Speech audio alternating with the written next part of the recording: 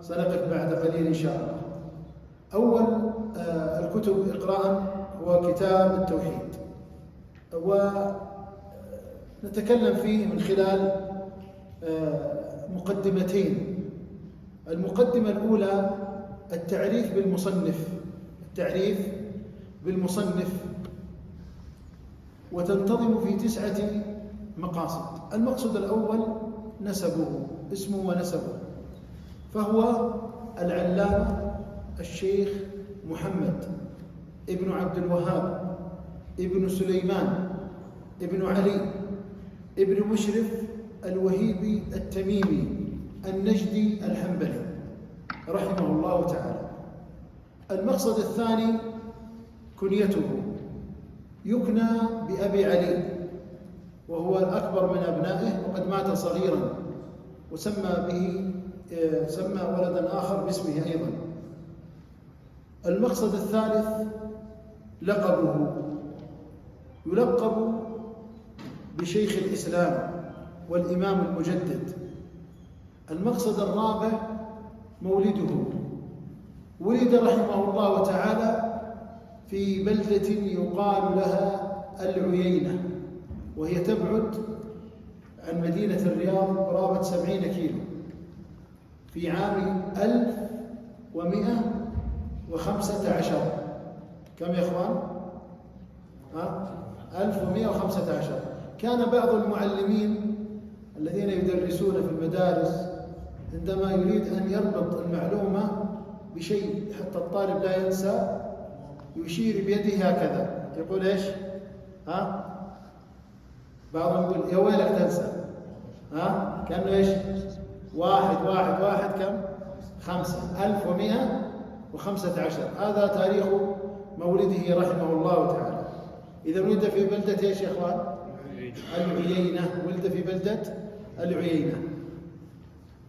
المقصد الخامس رحلاته العلمية وشيوخه. تلقى رحمه الله تعالى علومه عن جماعة من العلماء خلال رحلاته العلمية المتنوعة، ابتداء من بلده العيينة، ثم مرورا بالحرمين الشريفين، ثم رحلته إلى البصرة والزبير، ثم مرورا بعد ذلك بالأحساء، واستقر به بعد ذلك المقام في نجد. ففي بلدة العيينة أخذ عن والده، من والده؟ شو اسمه والده؟ عبد الوهاب ابن سليمان. عبد الوهاب بن سليمان هذا أول شيوخه، وكان عالما فقيها وأحد القضاة المعروفين. والده كان قاضيا في بلدة العيينة وفي بلدة حريملة. وكذلك عمه الشيخ إبراهيم ابن من؟ ابن سليمان، لأنه هو والده عبد الوهاب بن سليمان، أكيد عمه إبراهيم ابن سليمان، وكان من مشاهير العلماء في ذلك الوقت. إذن أسرته أسرة إيش يا إخوان؟ أسرة علم. وكانت مجالسهم إذا تحدثوا فيها لا يتحدثون عن مثل غيرهم، لكن يركزون على المسائل وعلى الأقضية وعلى الأمور الشرعية إلى آخره. فحبب إلى هذا الصغير العلم الشرعي. ولذلك يا أخواني هذه لفتة سريعة، أننا لابد إذا أردنا أن نغرس حب شيء في نفوس أبنائنا نتدارس في مجالسنا بحضرتهم.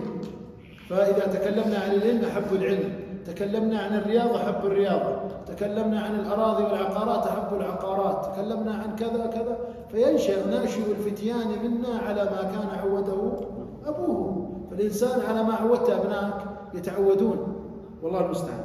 كذلك أيضا انتقل بعد ذلك إلى الحرمين الشريفين لأداء فريضة الحج، وكان ذلك الوقت شابا صغيرا وفي عام 1136. كم يكون عمره يا أخوان؟ وين أهل الرياضيات؟ 36 21 سنة. سنتم.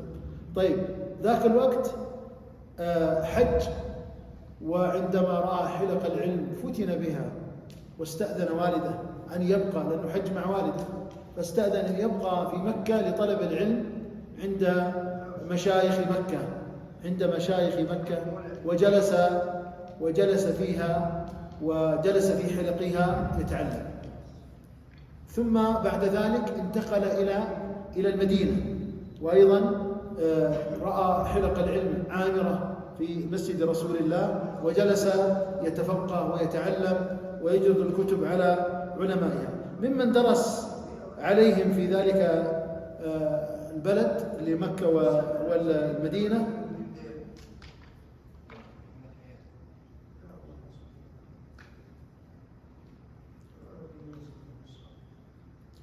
الشيخ عبد الله بن سيف الشمري، الشيخ عبد الله بن سيف الشمري، وهذا اشتهر بعبد الله بن سيف، وهذا كان أيضا فقيها من علماء الفرائض رحمه الله تعالى، وله كتاب كبير في الفرائض. كذلك أيضا محمد حياة السندي العالم الكبير الذي له عناية بالسنة النبوية وله رواية إلى النبي صلى الله عليه وسلم، وقد أجاز الشيخ محمد بن عبد الوهاب رحمه الله أجازه بالإسناد المتصل إلى النبي صلى الله عليه وسلم من خلال ما قرأه عليه وحضر مجالسه في علوم الحديث.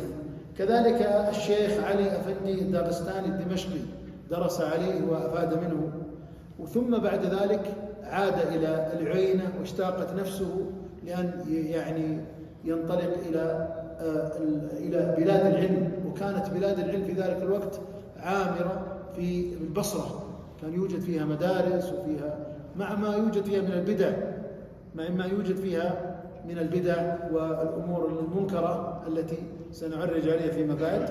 الشاهد أنه ذهب إلى البصرة وجلس عند عالمها الكبير الشيخ محمد المجموعي البصري رحمه الله تعالى، ظل فيها مدة من الزمن، وله قصة وأحيلكم للرجوع إليها، حيث ابتلي فيها بلاءين. البلاء الأول مكن بعد ذلك بالتدريس، أصبح مدرسا بعد الابتلاء الأول، لأنه بدأ ينكر على الناس البدع وهو طالب عند المشايخ. كان إذا رأى بدع وأمور وناس تتبرك عند الأضرحة وغير ذلك، ولذلك كانت نشأة فكرة والبداية في تأليف كتاب التوحيد كانت وين؟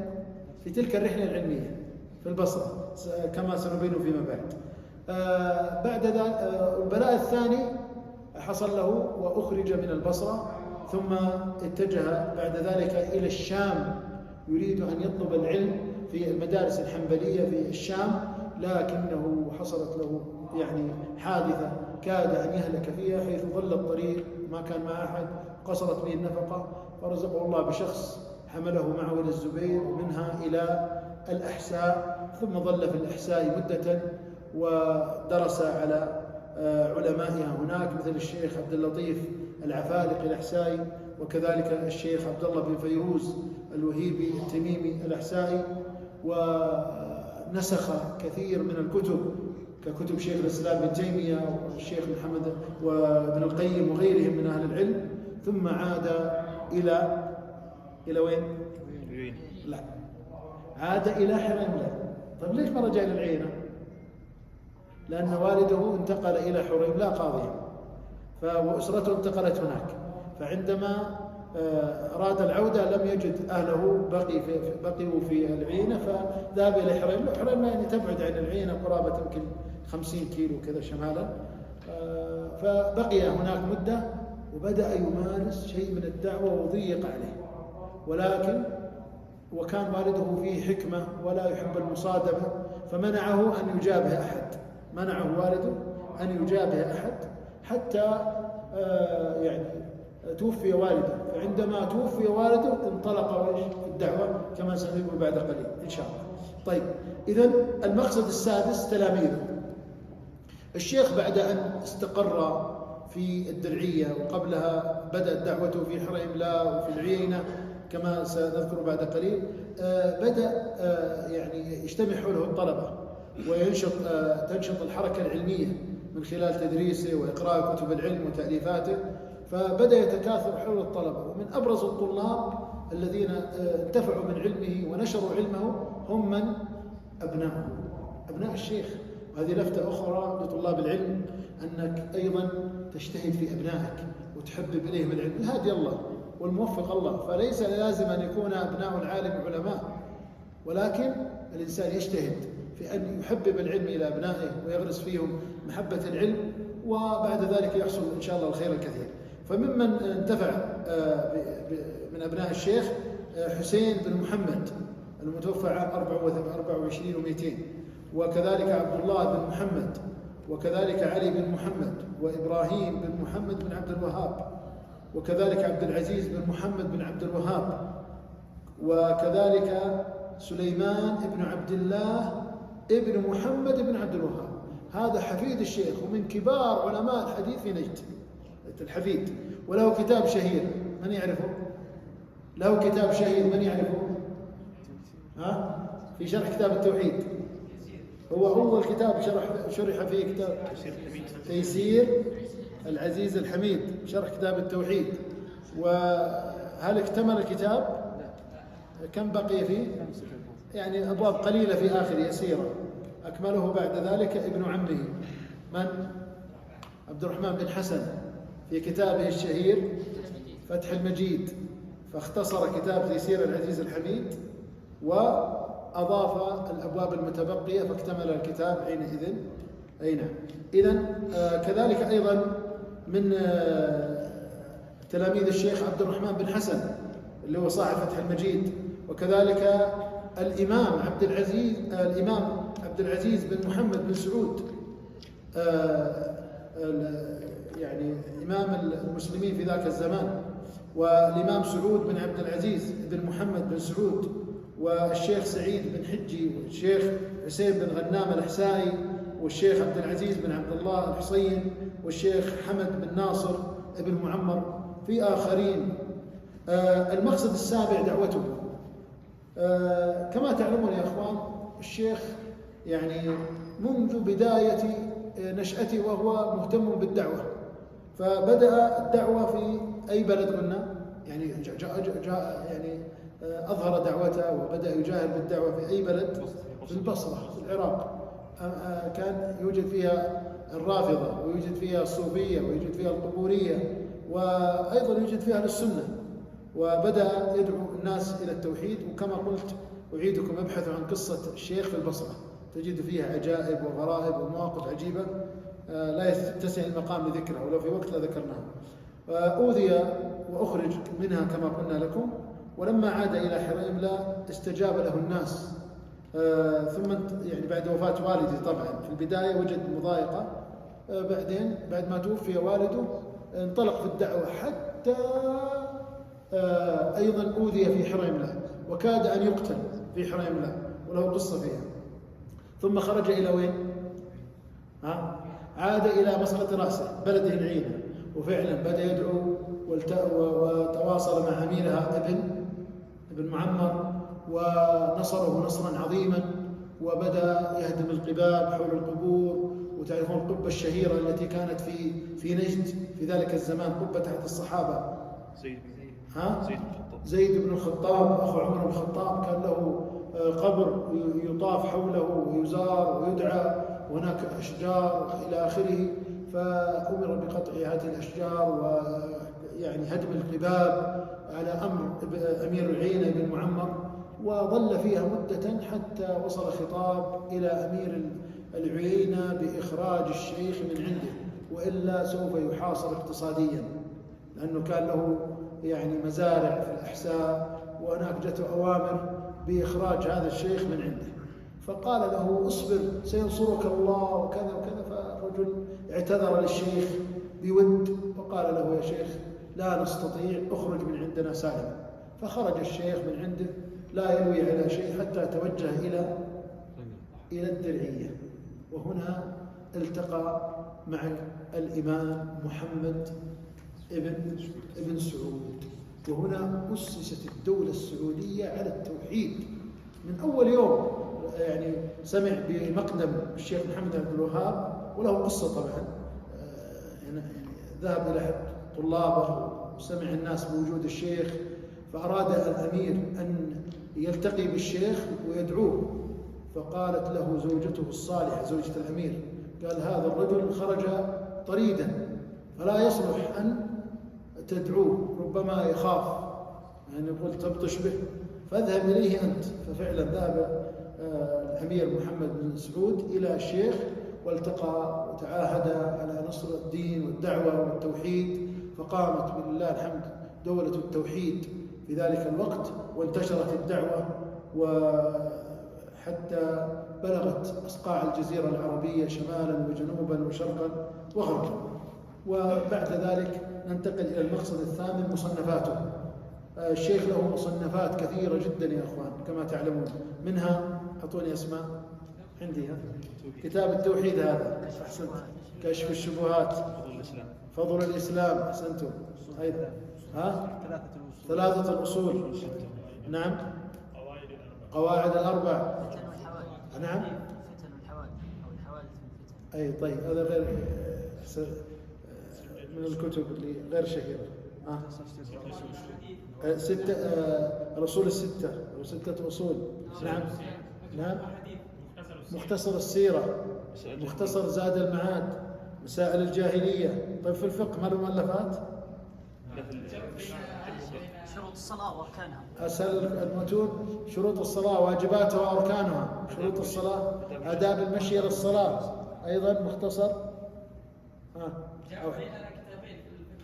نعم، له كتاب واسع في الفقه الحنبلي، وهذا يدل على أن الشيخ رحمه الله كان في يعني فقيها متعلما للفقه الحنبلي، وهو من أتباع مذهب الإمام أحمد بن حنبل، وليس له مذهب خامس كما يزعمون، يقولون الشيخ له مذهب خامس. فهذه كتب الله يعطيك العافية، مشكلة.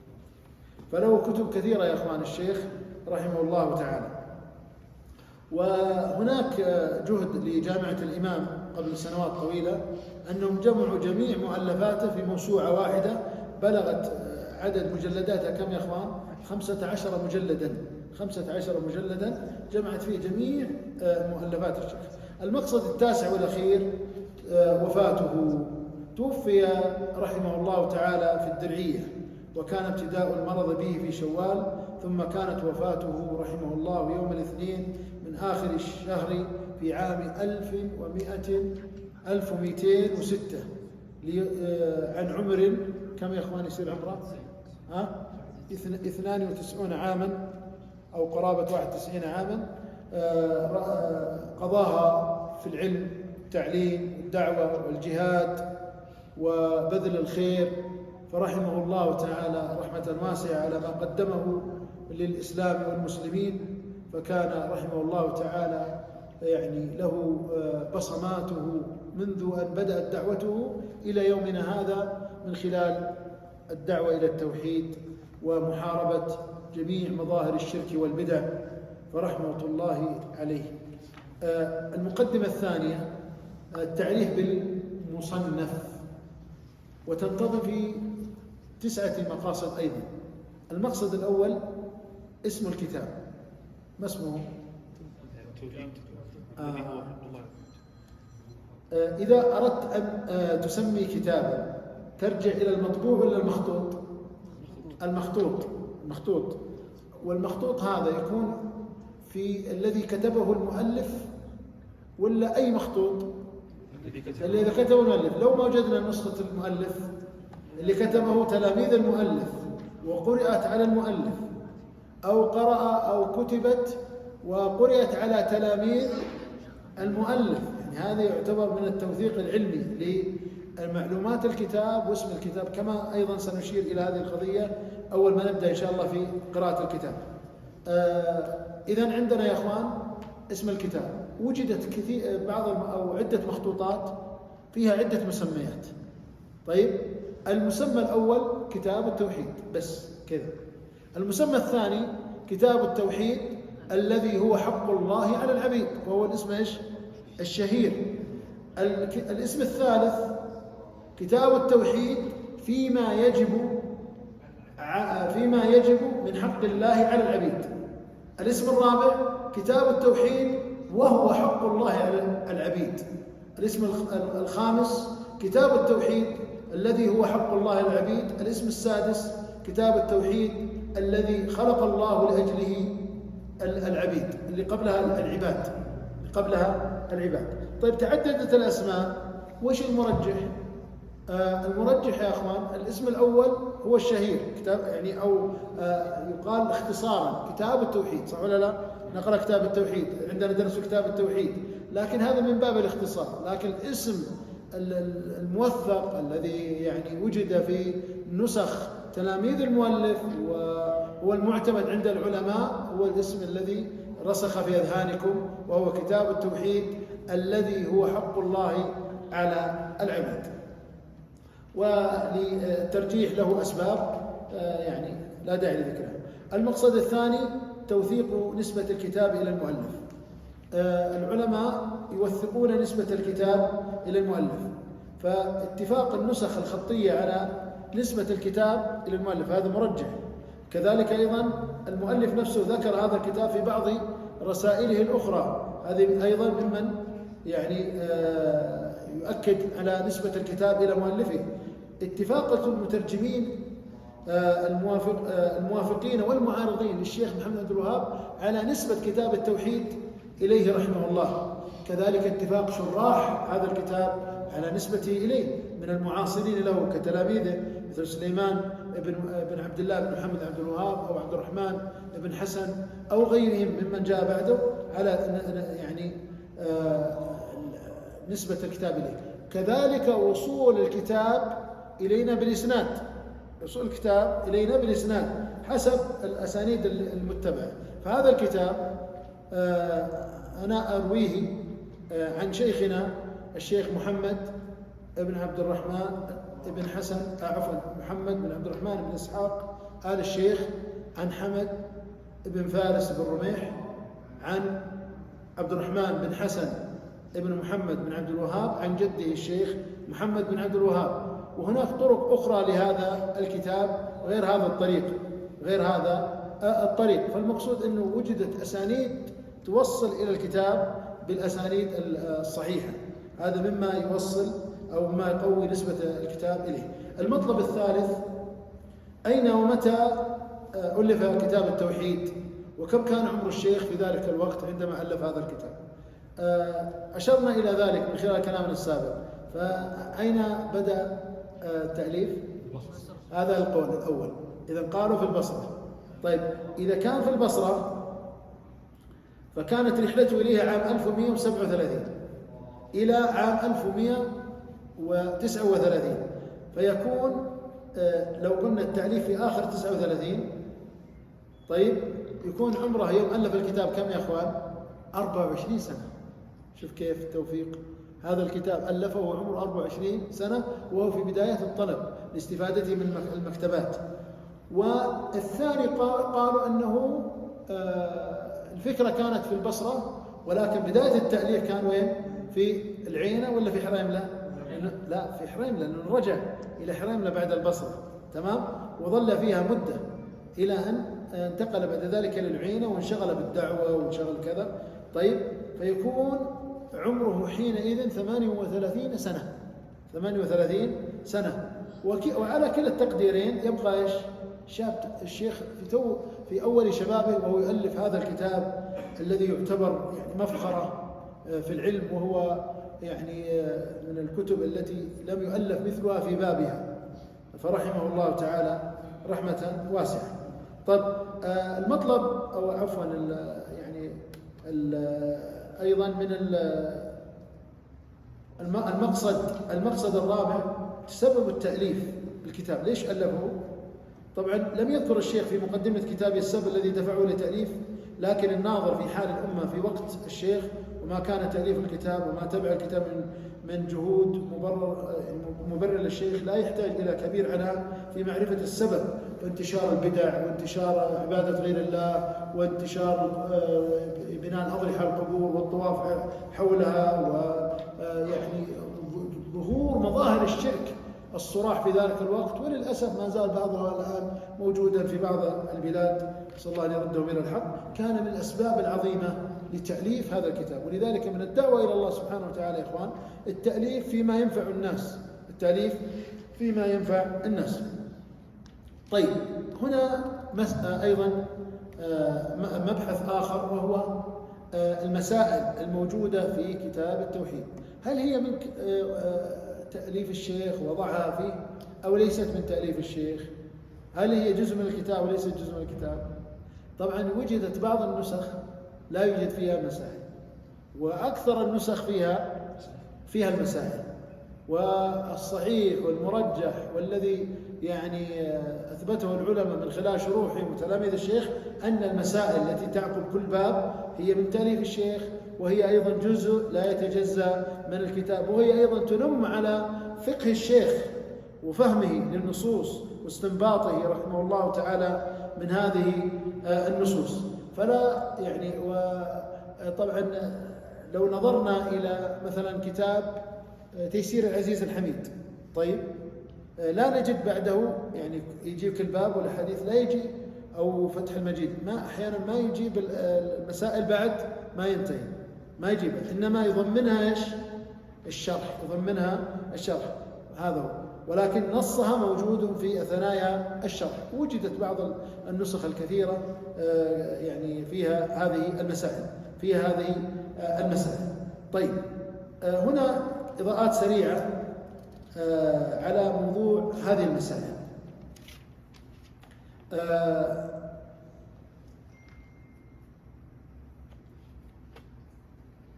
طيب، لعلنا نرجعها إلى الكلام عن منهج الكتاب ثم نتكلم عن المسائل. عندنا الآن منهج المؤلف في كتابه. الشيخ رحمه الله صار على منهج معين في الكتاب.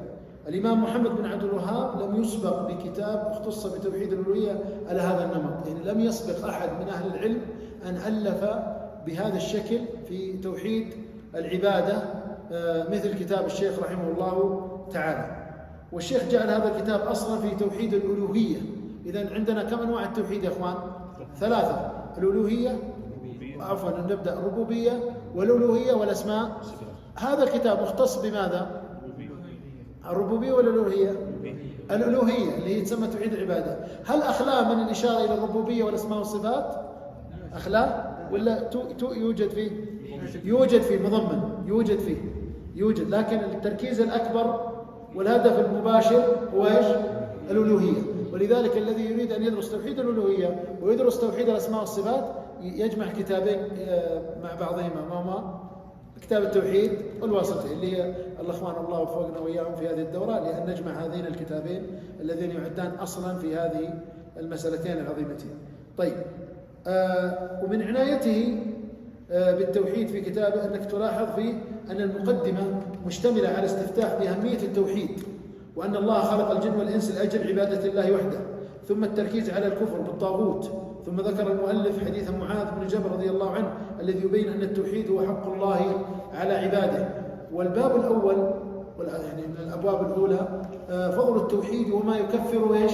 من الذنوب، وجعله كالمحفز للعناية بالتوحيد والرغبة في معرفته، لأن من عرف فضل الشيء ومنزلته رغب فيه وحرص عليه. لاحظ تسلسل في يعني التأليف، ثم ترقى إلى ما هو أخص وهو تحقيق التوحيد على الوجه الأكمل الذي يكرم صاحبه فيكون ممن دخل الجنة بغير حساب. ثم حذر من الشرك لتكرهه النفوس فتفر منه.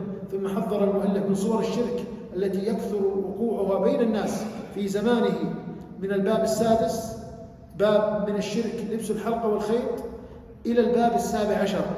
ثم تكلم على الغلو الذي هو سبب الشرك، وبين بعده حماية المصطفى صلى الله عليه وسلم لجناب التوحيد، وأخذ حيزا كبيرا من الكتاب قد يغفل عنه كثير من المشتغلين في العلم. فما شرع حماية للتوحيد وسد الباب للشرك مما ذكره المؤلف كثير جدا. فمن ذلك التحذير من الغلو، والتحذير من تصوير ذوات الأرواح، والتحذير من البناء على القبور، وتحريم تعظيم القبور بالصلاة عليها والكتاب عليها وتجسيسها إلى آخره، والوعيد الشديد على الغلو في تعظيم الرؤساء والعظماء حتى بالألفاظ كشاه شاه أي ملك الملوك وإلى آخره، تحريم التمائم مطلقا والاحتياط في الرقى، النهي عن الذبح لله بمكان يذبح لغير الله، وسرد أشياء كثيرة رحمه الله تعالى لبيان حماية التوحيد. ثم ختم بقوله: باب ما جاء في قوله تعالى: وما قدر الله حق قدره والأرض جميعا قبضته يوم القيامة. طريقة الشيخ رحمه الله تعالى في التأليف: سلك الشيخ في الكتاب طريقة علماء أهل السنة في مصنفاتهم في الاعتقاد. أحد إخواني يستحضر طريقة، يعني ولو بمعلومات منثرة، يعني عن طريقة العلماء في تأليفاتهم في العقيدة، كتب العقيدة السابقين، يعني في زمن البخاري ومن قبله ومن بعده. هل ألفت كتب في العقيدة؟ نعم، مثل اسماء السنة الخلال، أحسنت، توحيد البيهقي، كتاب السنة الإمام أحمد، توحيد البيهقي، كتاب التوحيد، ولا الأسماء والصفات، الأسماء والصفات البيهقي، وقبله كتاب التوحيد لابن خزيمة، كتاب التوحيد لابن خزيمة، وكتاب الإيمان لابن منده، وأصول اعتقاد أهل السنة والجماعة للالكائي، وكتاب الشريعة لمن؟ للآجري. طيب، لو قلبت صفحات هذه الكتب ماذا تستنتج؟ ماذا تجد طريقتهم في عرض هذه المسائل، في عرض طريقة يعني طرح المعلومات الموجودة في هذه الكتب؟ كيف ستجدها؟ فيها أدلة. طيب، كيف الطريقة؟ يسرد أدلة كذا ولا يبوبون؟ وبعدين ماذا يفعلون؟ يذكرون آيات، ثم بعد ذلك يذكرون الأحاديث بإيش؟ بالإسناد منهم هم إلى قائليها، سواء صحابة أو تابعين أو الرسول صلى الله عليه وسلم. طيب، هذه الأحاديث اللي يذكرونها كلها صحيحة بلغت أعلى درجات الصحة، ولا فيها إيش؟ فيها الصحيح وفيها الحسن، وقد يوجد فيها ليش يوجدون فيها الضعيف؟ هل يستدلون به في العقيدة؟ لا، من باب حشد الأدلة.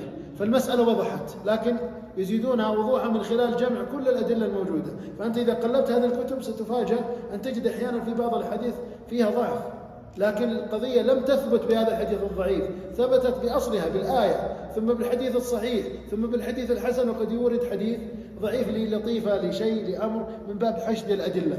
واضح؟ وإذا شغب عليك أحدهم من أهل البدع يقول: أنتم كتبكم المعتمدة في المعتقد في القديم فيها أحاديث ضعيفة. نقول: رويدك، نحن نعرف كتبنا، كتب أهل السنة والجماعة لهم منهجية فيها. ولذلك الشيخ محمد بن عبد الوهاب سار على طريقتهم، طلع عليها وصار عليها. ولذلك إذا سنذكر مبحث في قضية إيراد الحديث الضعيف، هل يوجد في كتاب التوحيد حديث ضعيف أو متكلم فيه إلى آخره، سنذكره إن شاء الله. طيب، إذن الشيخ سلك في الكتاب طريقة علماء أهل السنة في مصنفاته في الاعتقاد. فهمنا كيف طريقتهم في الاعتقاد. فالكتاب طريقة مؤلفه فيه كالتالي: بوب للمسألة التي يريد الكلام عليها بابا يدل على اختياره، ثم يعزز هذا الاختيار بآيات من الكتاب العزيز، وأحيانا يورد آية وأحيانا آيات عدة، ثم يورد الحديث الواردة في الباب، فيورد الصحيح الذي يشهد لهذا الباب، ثم يورد ما دونه من حيث الصحة على طريقة المحدثين، ثم يورد من كلام السلف إن احتاج الأمر إلى ذلك، وبعض النقول عن العلماء المتقدمين، ويختم الباب بذكر مسائل من الأدلة التي ساقها. يستنبط المسائل من الأدلة التي ساقها، والمسائل لها من الأهمية الشيء العظيم، حيث تبين منهجه وفقهه وقوة استنباطه وذكائه، ونستطيع أن نقول أن جزءا كبيرا من فقه الشيخ في مسائله. طيب، الآيات التي استدل بها المؤلف وبعد عدها تقريبا بلغت مع المكرر، تخيلوا كم يا أخوان؟ 80 آية في كتاب التوحيد، 80 آية. والأحاديث التي أوردها الشيخ رحمه الله تعالى 141 حديثا، 141 حديثا. المتفق عليه منها بالمكرر 34 حديثا، ومن فرد فيه البخاري 17 حديثا، ومن فرد فيه مسلم 23 حديثا. فهذه كم؟ 74 حديث لا تخرج من الصحيحين. يعني هذه 74 حديث من الصحيحين، من أصل كم يا إخواني؟ 141، يعني قرابة النصف، نصفه من صحيح البخاري ومسلم. طيب، وبلغ عدد الآثار 57 أثرا. إذا قيل أثر المقصود به أقوال الصحابة والتابعين فما دونهم، هذا أثر. طيب، والعلماء الذي نقل عنهم كم؟ 6. نقل عنهم 6: ابن تيمية، ابن القيم، ابن حزم، البغوي، النووي، الذهبي. 6.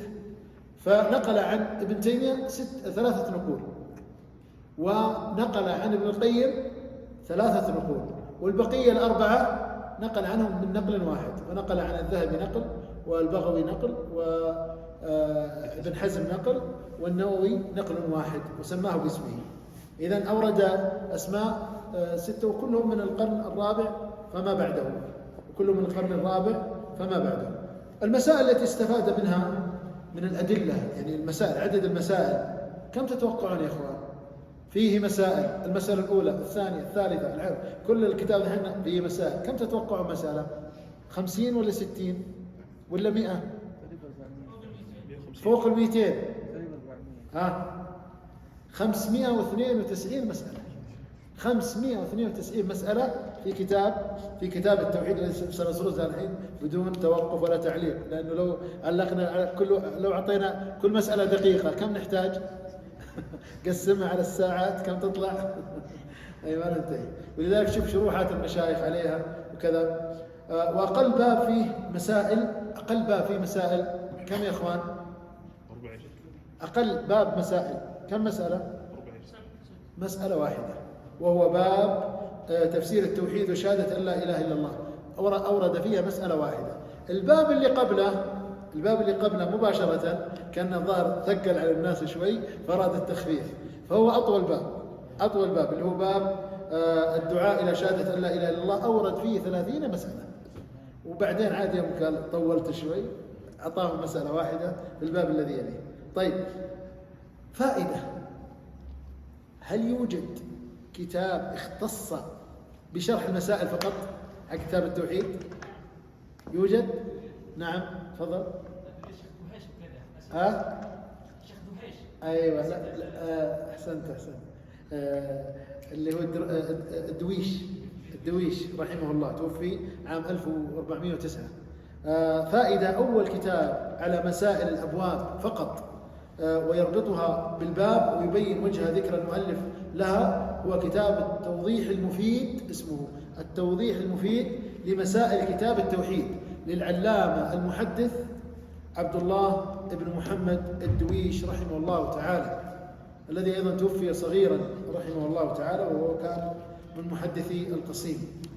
طيب، ننتقل بعد ذلك إلى السابعة: الأحاديث المنتقدة في الكتاب. هل انتقد أحاديث؟ الجواب انتقد بعض الأحاديث، لكن المنهجية هناك. طيب، وقلنا السبب الآن اتضح لكم السبب، أنه صار على طريقة أهل السنة والجماعة في التأليف في كتب المعتقد.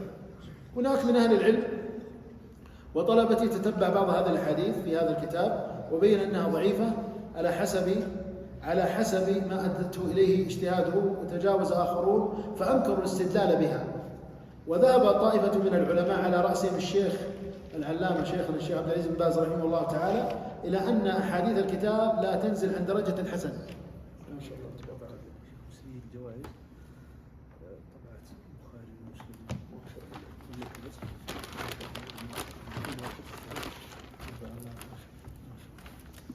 زين. خلاص أجل شيئا ونوقف الدرس. طيب يا اخوان، فالشيخ عبد العزيز بن باز أشار أن في جملتها لا تقل عن درجة الحسن، إما حسنة لذاتها أو حسنة لغيرها. وهذا هو صنيع الشيخ رحمه الله تعالى في هذا الكتاب، فإنه يستدل بحديث هي من جهة المعنى الذي اشتملت عليه صحيحة، يعني من حيث المعنى صحيحة داخلة في أصل آية أو أصل حديث. واضح؟ يعني لا يستقل باستدلال بحديث تكلم فيه. واضح يا إخوان؟ فإن لا يصير عمدتنا حديث متكلم فيه أبدا. طيب، المطلب الثامن: أهمية هذا الكتاب وثناء العلماء عليه. الكتاب هذا كتاب عظيم جدا، لأنه يتحدث في موضوع توحيد العبادة، وهو الغاية التي خلقنا لأجلها، وما خلقت الجن والإنس إلا يعبدون، أي توحيد الله عز وجل. يعني الكتاب في الدعوة إلى التوحيد وبيان أهميته ومناقضه، وهو الأمر الذي لأجله خلق الله الإنس والجن، ولأجله بعث الله الرسل وأنزل الكتب، والقرآن خير شاهد على ذلك. ولذا تواتر العلماء في الثناء على هذا الكتاب لما اجتمع عليه من بيان التوحيد والتحذير من الشرك على أكمل وجه. وممن كان يوصي بتدريسه وتعليمه للناس العلامة الشيخ محمد بن إبراهيم آل الشيخ مفتي الديار السعودية، وكان مقررا له درسا في دروسه العلمية التي يدرسها لطلابه، وله شروح كثيرة عليه. وقد أكرمنا الله بأن سجلت تسجيلا فيكم صوتيا ولا فيديو؟ صوتيا. لا صوتي ولا فيديو. سجلت بتسجيل أقوى من هذين بيد الشيخ محمد بن عبد الرحمن بن قاسم والد الشيخ عبد المحسن القاسم إمام الحرم. كان يكتب معه كأنه صاروخ، ما شاء الله رحمه الله، يكتب كل شيء. وإذا الشيخ أعاد الدرس، يعني انتهى من الكتاب، رجع وكتب الدرس الشرح الثاني والثالث والرابع. ولذلك قد أخرج للشيخ بعض الكتب تعتبر من نفائس الشروح حقيقة. خرج له الواسطية، ويعتبر من أفضل شروح الواسطية على الإطلاق بتزكية الشيخ عبد الله الغنيمان وفقه الله. وكذلك خرج له كتاب شرح آداب المشي للصلاة، وكتاب ثلاثة الأصول، يعتبر من أفضل شروح ثلاثة الأصول هذا الكتاب. لأنك وأنت تقرأ كأنك عايش في درس الشيخ، لأنه إيش يسوي هو الشيخ؟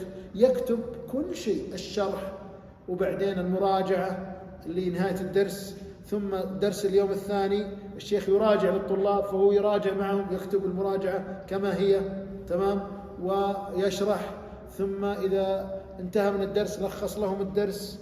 فأنت تعيش مع الشرح بكل تفاصيله. الآن سيخرج كتاب التوحيد إن شاء الله، وعد فيه الشيخ عبد المحسن القاسم أنه على وشك الخروج، فإذا خرج لا يفوتكم هذا الكتاب، فهو كتاب من أنفع الشروح. طيب، فقد يعني كذلك الشيخ بن باز رحمه الله كان لا ينقطع عن كتاب التوحيد أبدا أبدا أبدا، بل أحيانا يكون له 3 دروس في كتاب التوحيد في وقت واحد. يعني الشيخ تعرفون له دروس أسبوعية، فيكون مثلا له درس يوم الأحد في منتصف الكتاب، ويوم الخميس في أول الكتاب، ويوم آخر في فتح المجيد، بحيث لا تنقطع دروس كتاب التوحيد أبدا. من يوم بدأ يدرس الشيخ بن باز حتى توفاه الله لم ينقطع عن تدريس كتاب التوحيد على الإطلاق، وهذا يدل على أهميته. هو وثلاثة الأصول كذلك، وبلوغ المرام. فهناك كتب يا إخوان تعتبر عمد عند الطلبة، لا يقول والله هذا خلاص درسته، لا، اقرأه مرة واثنتان وثلاث وخمس وعشر، وتفنن في قراءته، مرة يعني بشرح مختصر، مرة بشرح مطول، مرة بالتركيز فقط على المسائل، مرة بالتركيز على يعني الأبواب وربطها بكتاب التوحيد، ومرة بالتركيز على الآيات وربطها بكتاب التوحيد بالأبواب، وهكذا حتى تتقن هذا الباب، لأنه من أعظم الأبواب. ولذلك المؤلف كان رحمه الله أيضا يعيد تدريس التوحيد وكتاب التوحيد، هو المؤلف الشيخ محمد بن الوهاب، وله قصة في ذلك مشهورة. طيب، وله شروح متعددة جدا. من عناية العلماء والمبحث الأخير أنه شرحوه منذ أن ألف. لهم طريقين في العناية به، الطريق الأول الشرح، والطريق الثاني هو التخريج أحاديثه. فبدأت الشروح في زمن تلاميذ المؤلف. فمن أقدم الشروح على كتاب التوحيد اللي ذكرناه قبل قليل هو تيسير العزيز الحميد لمؤلفه العلامة سليمان ابن عبد الله ابن محمد بن عبد الوهاب. وتعرفون أن سليمان بن عبد الله قتل صغيرا على يد الحملة، حملة محمد علي باشا التي دخل بها الدرعية وقتل علماءها في ذلك الوقت، والله المستعان. طيب، كذلك أيضا أيها الأحبة الكرام من الشروح أيضا سأسرد وسردا سريعا كتاب تحقيق التجريد. طبعا توفي الشيخ سليمان عام 1233 ويعتبر من أقدم الشروح. تحقيق التجريد في كتاب التوحيد، شرح كتاب التوحيد للشيخ عبد الهادي محمد البكري العجيلي، المتوفى عام 1262. فتح الحميد في شرح كتاب التوحيد للشيخ عثمان بن منصور التميمي المتوفى عام 1282. ملخص من شرح التوحيد ألفه عبد الله بن عبد الرحمن أبا بطين والمتوفى عام 1282. لاحظوا كلها الآن شروح إيش؟ قديمة.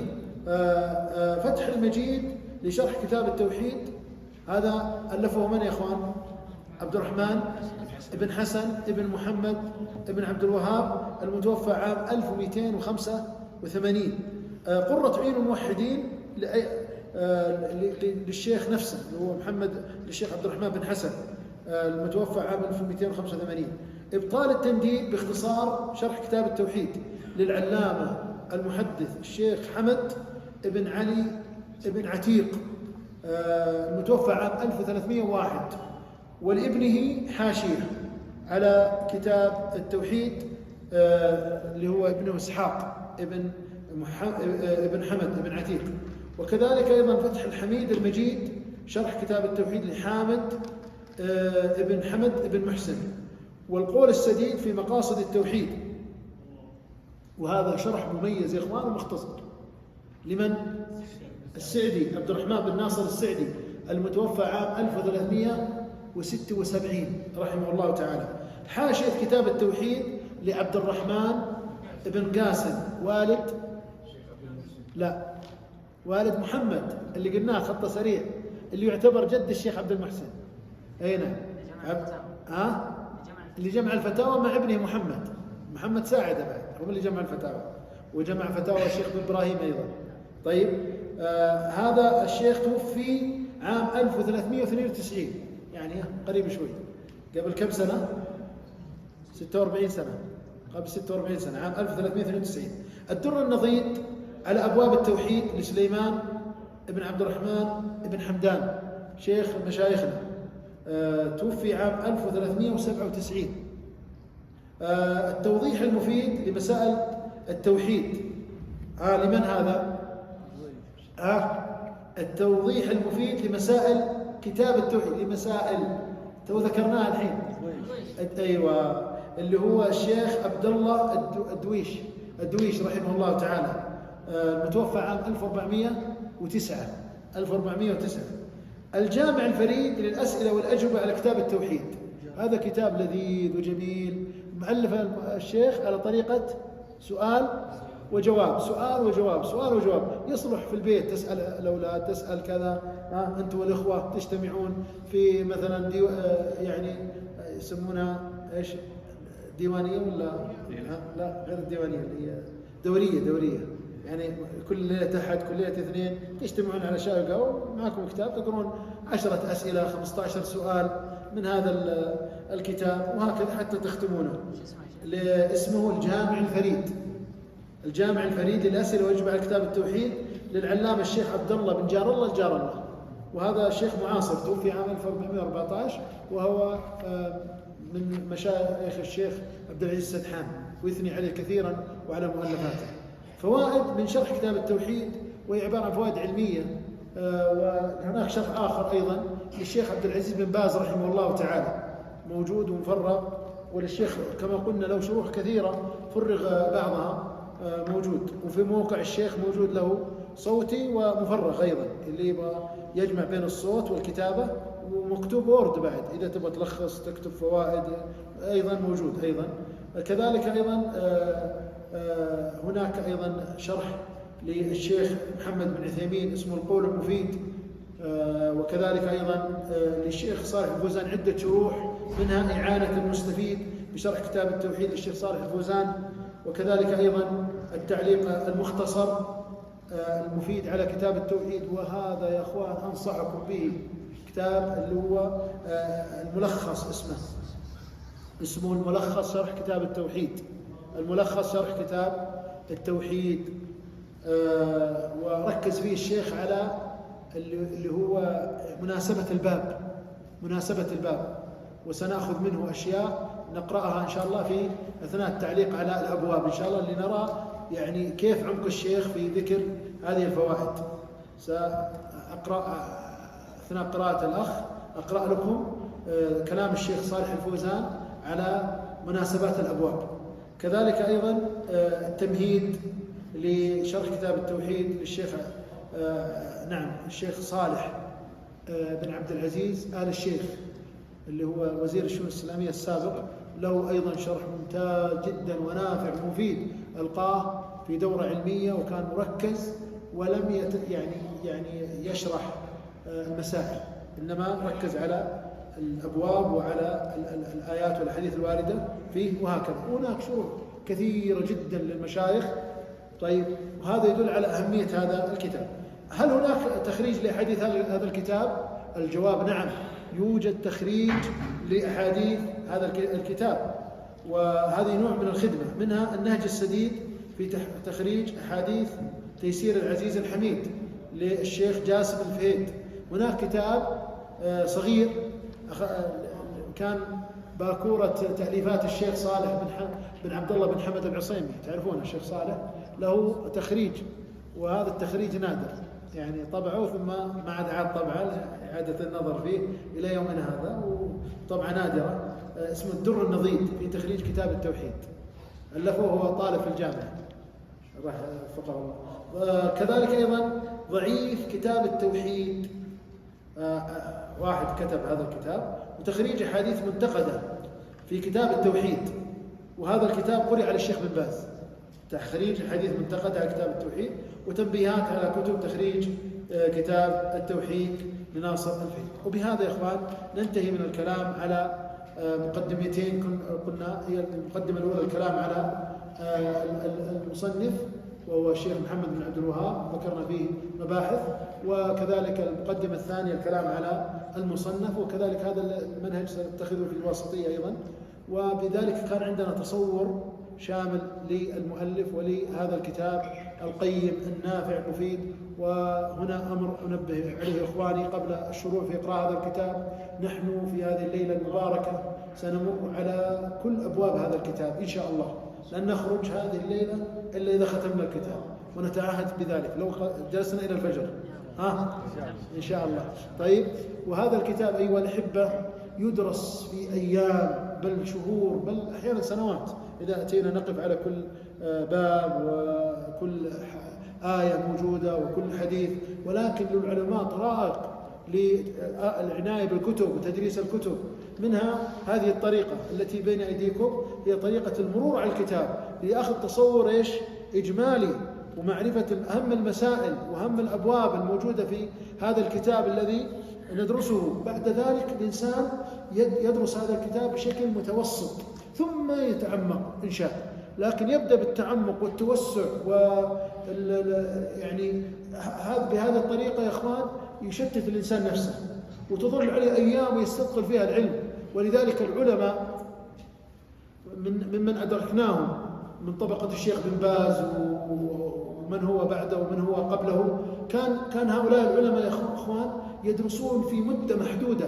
كان الواحد يتخرج بعد 7 سنوات دراسية في حلق العلم، ويركزون على المتون ولا يتوسعون في الشروح، ويعود هو الطالب يجتهد على نفسه في القراءة والتحضير والفهم وكد الذهن حتى يستفيد. أما الإنسان الذي يتكل فقط على ما يلقى عليه وكل شيء يريد أن يلقى عليه، هذا يا إخواني يستثقل العلم تطول المدد، ويبقى الكتاب يقرأ في سنوات وهو في الحقيقة يقرأ في أيام قليلة بل في ليلة كما سنقرأه الآن. لكن لا نزعم أننا سنستفيد الفائدة المطلوبة، ولكن يكفي من القلادة ما حاط بالعنق، وأيضا تجعل النفس تتوق إلى التوسع والرجوع إلى الشروح. ونحن في زمن والله يا أخوان في أعظم الأزمنة نعمة على طلبة العلم، حيث يستطيع طالب العلم أن يدرس على الأحياء والأموات،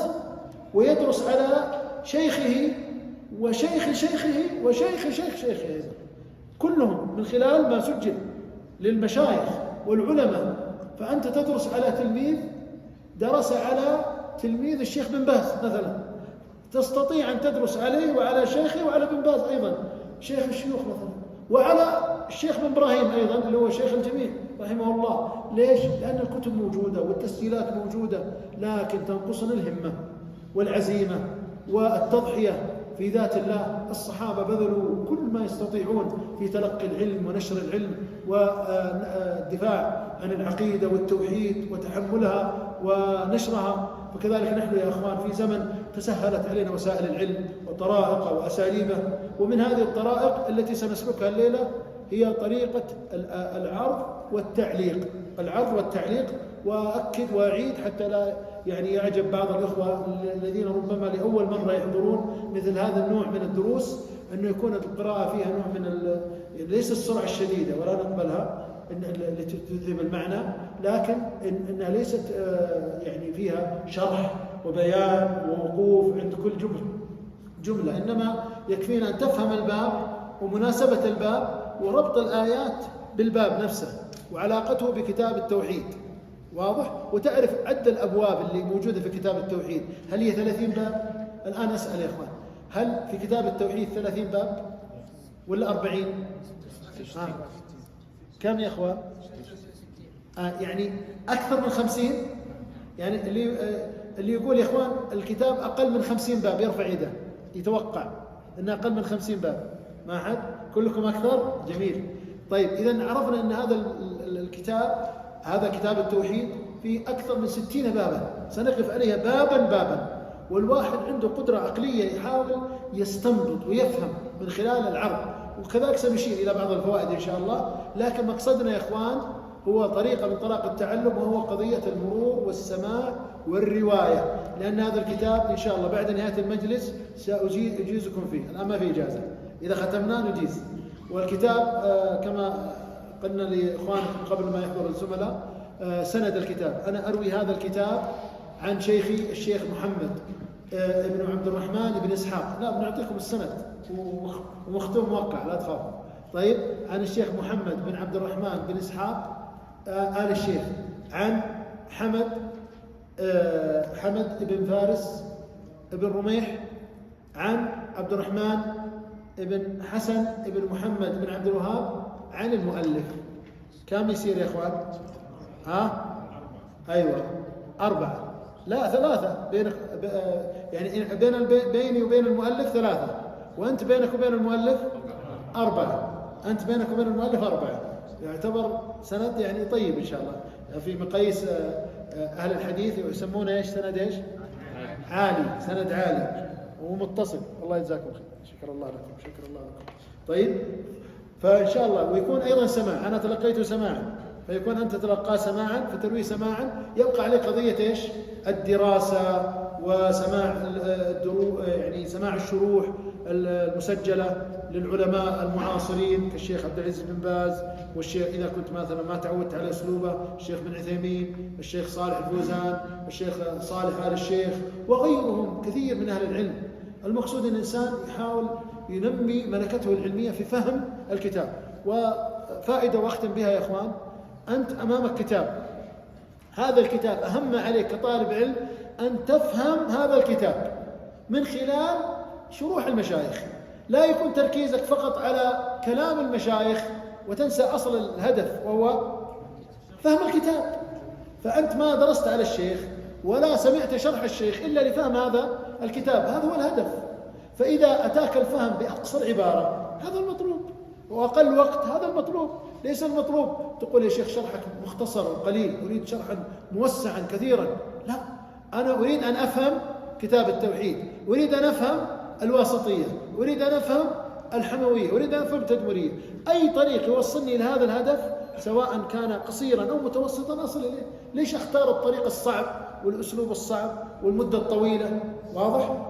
فنسأل الله الإعانة والتوفيق، وإن شاء الله نستعين بالله عز وجل متوكلين عليه. الأصل أن يكون النسخ بين يدي الإخوان. النسخ موجودة؟ موجودة عندكم نسخ؟ طيب، إلكترونية موجودة؟ إلكترونية، ممتاز. أهم شيء في نسخة، الأصل تكون ورقية لأنها تكون هذا أصل السماع. وهنا لفتة سريعة أجل دعانا إلى التنبيه عليها، النسخة الإلكترونية هذه، وهي موضوع يا أخوان كيف كانت الكتب تؤخذ في السابق. في زمن الشيخ مثلا البخاري ومسلم والترمذي وغيرهم من أهل العلم، وإلى وقت قريب يعني قبل انتشار الطباعة، كانت الكتب يا أخوان، كانت الكتب إيش؟ مطبوعة ولا مخطوطة؟ مخطوطة بخط اليد، صح ولا لا؟ مخطوطة بخط اليد.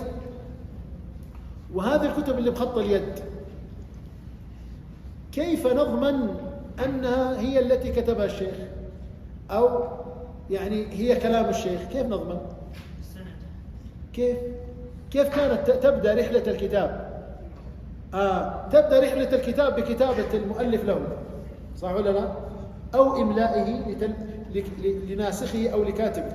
فإذا كتب هذا الكتاب المؤلف وعاد النظر فيه وقرأه مرات وكرات حتى رضيه، هنا تبدأ رحلته في الانتشار.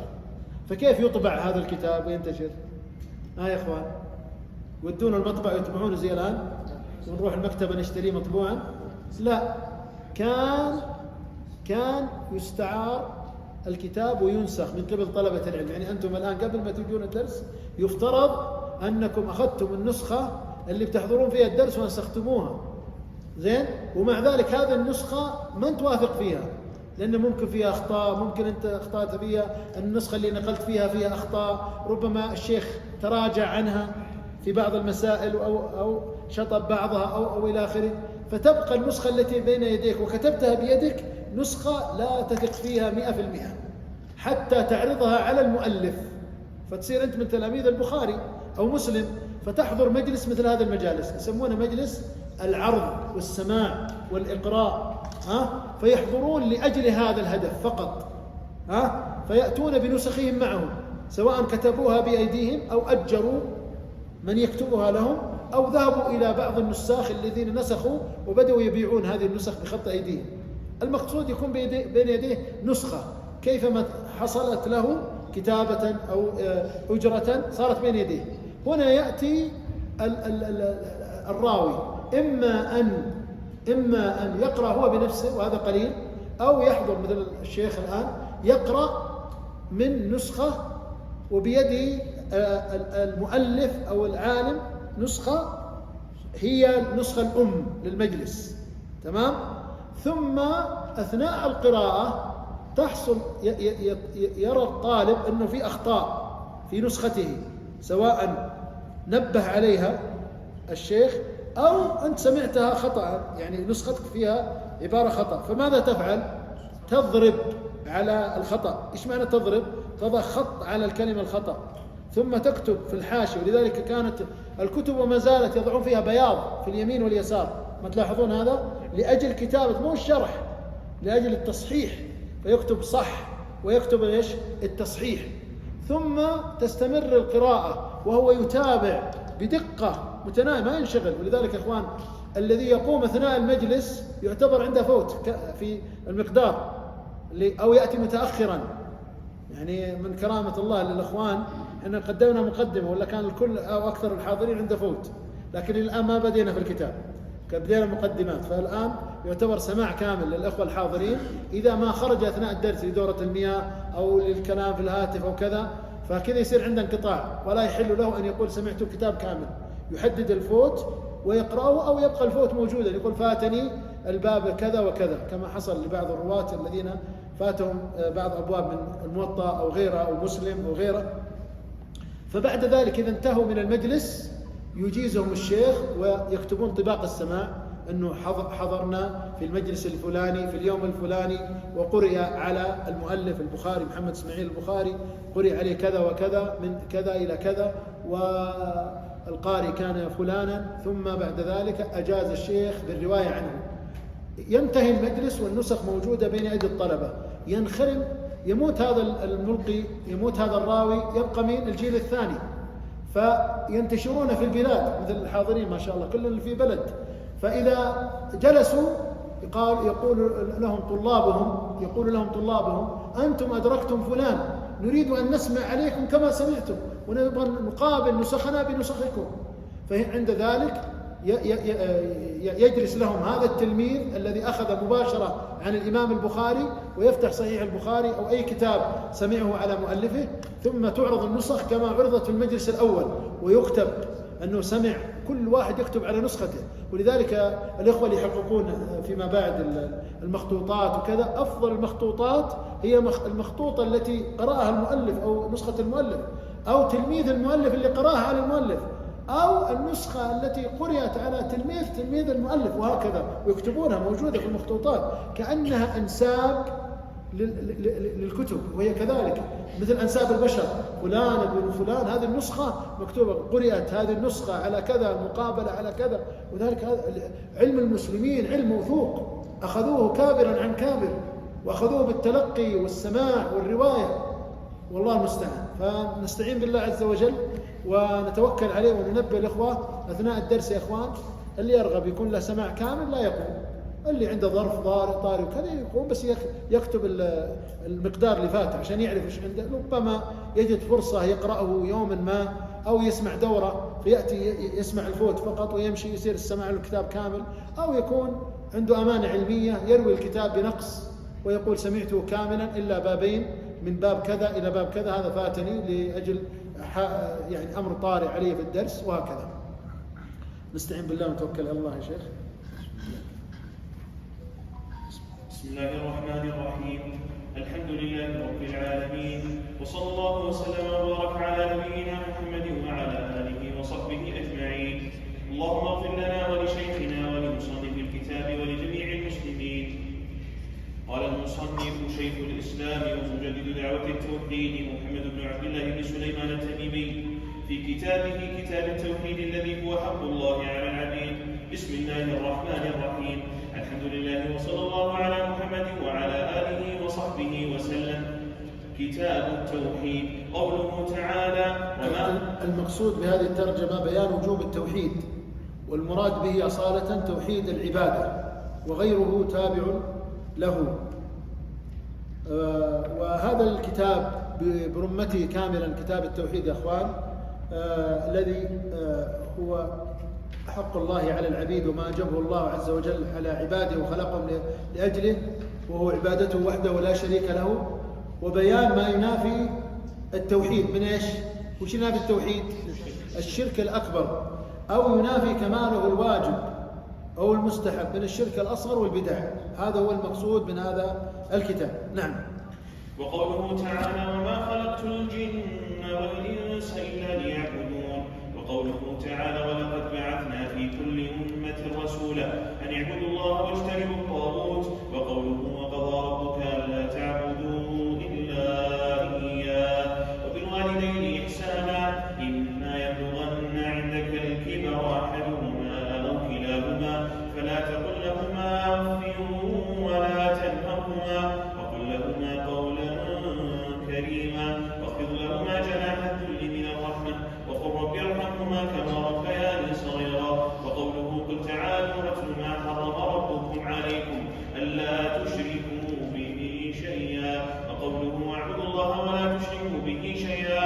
قال ابن مسعود من أراد أن ينظر إلى وصية محمد صلى الله عليه وسلم التي عليها خاتمه فليقرأ قوله تعالى قل تعالوا اتلوا ما حرم ربكم عليكم ألا تشركوا به شيئا إلى قوله وأن هذا صراطي مستقيما فاتبعوه ولا تتبعوا السبل.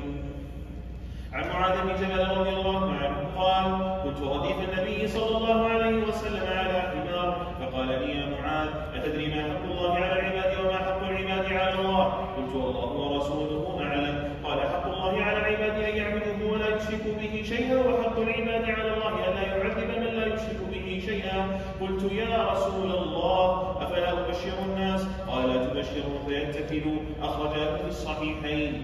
فيه مسائل. الشيخ سيورد الآن مجموعة من المسائل تبلغ 24 مسألة كلها استنبطها من الآيات والحديثين الذين أوردهما لبيان هذا الباب. نعم. فيه مسائل. الأولى الحكمة في خلق الجن والإنس.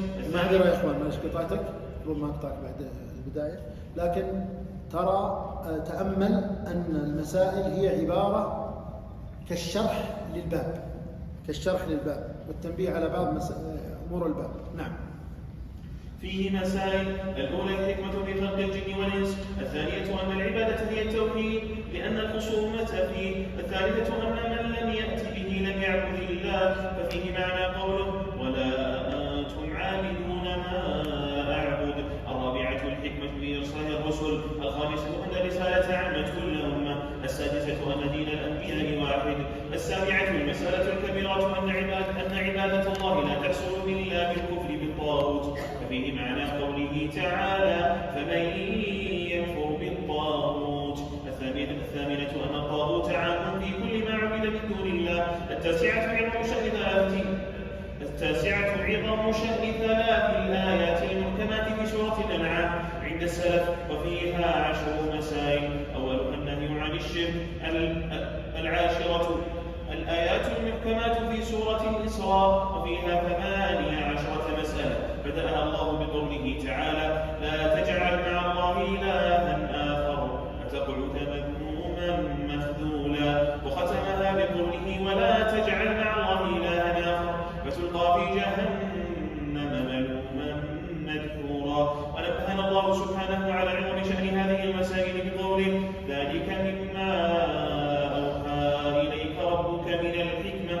11 آية سورة النساء التي تسمى آية الحقوق 10. بدأها الله تعالى بقوله واعبدوا الله ولا تشركوا به شيئا. 12 التنبيه على وصية رسول الله صلى الله عليه وسلم عند موته.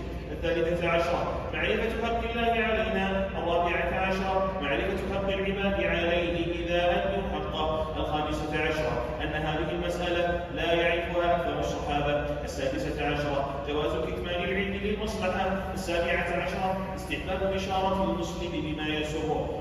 18 الخوف من الاتكال على سعة رحمة الله. 19 قول المسؤول عما لا يعلم والله ورسوله أعلم. 20 جواز تخصيص بعض الناس بالعلم دون بعض.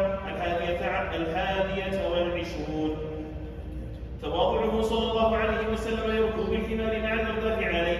22 جواز الإرداف على الدابة إذا كانت تطيق ذلك. 23 قضية معاذ بن جبل رضي الله عنه. 24 عظم شأن هذه المسألة. باب فضل التوحيد وما يكفر من الذنوب. وقوله تعالى الذين آمنوا ولم يلبسوا. هذا الباب يا إخوان مناسبته لكتاب التوحيد. نهتم بالمناسبات. لما بين في الباب الأول وجوب التوحيد ومعناه، بين في هذا الباب فضل التوحيد وآثاره الحميدة ونتائجه الجميلة التي منها تكفير الذنوب ولأجل الحث عليه والترغيب فيه. نعم. باب فضل التوحيد وما يكفر من الذنوب. وقول الله تعالى الذين آمنوا ولم يلبسوا إيمانهم بظلم. عن عبادة بن الصامت رضي الله عنه قال قال رسول الله صلى الله عليه وسلم من شهد أن لا إله إلا الله وحده لا شريك له وأن محمدا عبده ورسوله وأن عيسى عبد الله ورسوله وكلمته ألقاها إلى مريم وروح منه والجنة حق والنار حق أدخله الله الجنة على ما كان من العمل أخرجاه. ولهما في حديث عتبان فإن الله حرم على النار من قال لا إله إلا الله يبتغي بذلك وجه الله. وعن أبي سعيد الخدري رضي الله عنه عن رسول الله صلى الله عليه وسلم قال موسى يا رب علمني شيئا أذكرك وأدعوك به. قال قل يا موسى لا إله إلا الله. قال كل عبادك يقولون هذا. قال يا موسى لو أن السماوات السبع وعامرهن غيري والأراضين السبع في كفة ولا إله إلا الله في كفة مالت بهن لا إله إلا الله. رواه ابن حبان والحاكم وصححه. وللترمذي وحسنه عن أنس قال سمعت رسول الله صلى الله عليه وسلم يقول قال الله تعالى يا ابن آدم لو أتيتني بقراب الأرض خطايا ثم لقيتني لا تشرك بي شيئا لأتيتك بقرابها مغفرة. فيه مسائل. الأولى سعة فضل الله. الثانية كثرة ثواب التوحيد عند الله. الثالثة تكفيره مع ذلك للذنوب. الرابعة تفسير الآية 82 التي في سورة الأنعام. الخامسة تأمل الخمس اللواتي في حديث عبادة. السادسة أنك إذا جمعت بينه وبين حديث عتبان وما بعده تبين لك معنى قول لا إله إلا الله وتبين لك خطأ المغرورين. السابعة التنبيه للشرط الذي في حديث عتبان. الثامنة كون والأنبياء يحتاجون للتنبيه على فضل لا إله إلا الله. التاسعة التنبيه لرجحانها بجميع المخلوقات مع أن كثيرا مما يقولها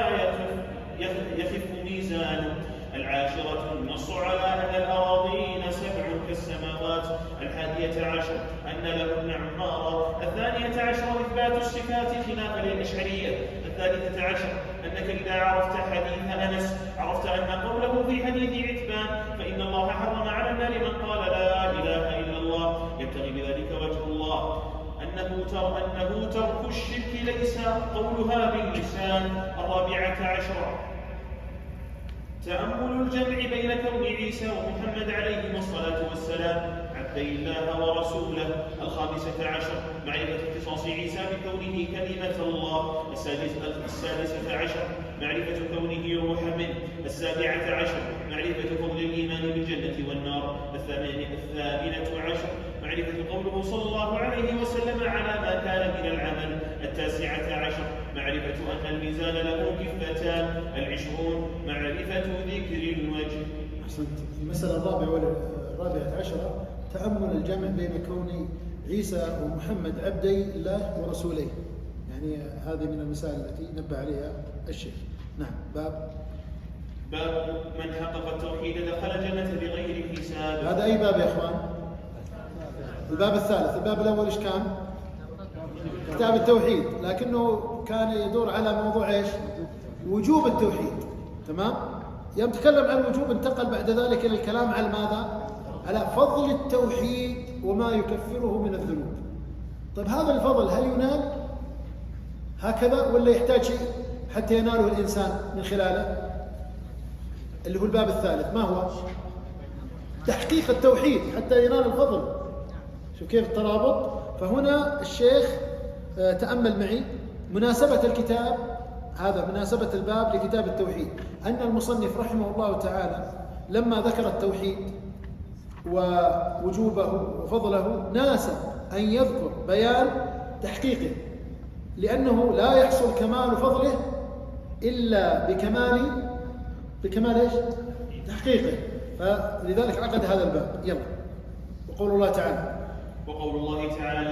إن إبراهيم كان أمة قانتا لله حنيفا ولم يكن من المشركين. وقال والذين هم بربهم لا يشركون.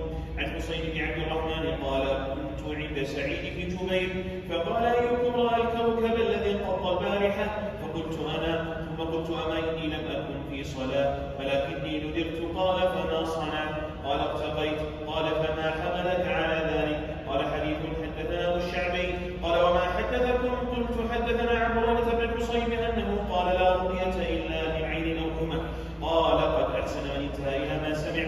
ولكن حدثنا ابن عباس عن النبي صلى الله عليه وسلم أنه قال عرضت علي الأمم فرأيت النبي ومعه الرهط والنبي ومعه الرجل والرجلان والنبي وليس معه أحد بظروف علي سواد عظيم فظننت أنه أمتي فقيل لي هذا موسى وقومه فنظرت فإذا سواد عظيم فقيل لي هذه أمتك ومعهم 70 ألفا يدخلون الجنة بغير حساب ولا عذاب. ثم نهض فدخل منزله فخاض الناس في أولئك. فقال بعضهم فلعلهم الذين صحبوا رسول الله صلى الله عليه وسلم، وقال بعضهم فلعلهم الذين ولدوا في الإسلام فلم يشركوا بالله شيئا، وذكروا أشياء فخرج عليهم رسول الله صلى الله عليه وسلم فأخبروا فقال هم الذين لا يستغفرون ولا يتطيرون ولا يكتمون وعلى ربهم يتوكلون. فقام عكاشة بن محصن فقال ادعوا الله أن يجعلني منهم، فقال أنت منهم. ثم قام رجل آخر فقال ادعوا الله أن يجعلني منهم، فقال سبقك بها عكاشة. فيه مسائل. ذكر الشيخ 22 مسألة في هذا الباب. نعم. الأولى معرفة مراتب الناس في التوحيد. الثانية ما معنى تحقيقه. الثالثة ثناؤه سبحانه على إبراهيم بكونه لم يكن من المشركين. الرابعة ثناؤه على سادات الأولياء بسلامتهم من الشرك. الخامسة كون ترك الرقية والكي من تحقيق التوحيد. السادسة كون الجامع لتلك الخصال هو التوكل. السابعة علم الصحابة بمعرفتهم أنهم لم ينالوا ذلك إلا بالعمل. الثامنة حرصهم على الأجر. التاسعة فضيلة هذه الأمة بالكمية والكيفية. العاشرة فضيلة أصحاب موسى. 11 عرض الأمم عليه الصلاة والسلام. 12 أن كل أمة تحشر وحدها مع نبيها. 13 قلة من استجاب للأنبياء. 14 أن من لم يجبه أحد يأتي وحده. 15 ثمرة هذا العلم وهو عدم الاغترار. تقريبا يا شيخ 13 14 ترى في نسخ هنا في نسخة مضبوطة اللي هي بالتأليف. 15 ثمرة هذا العلم وهو عدم الاغترار بالكثرة وعدم الزهد في القلة. 16 الرخصة في الرؤية من العين والحمى.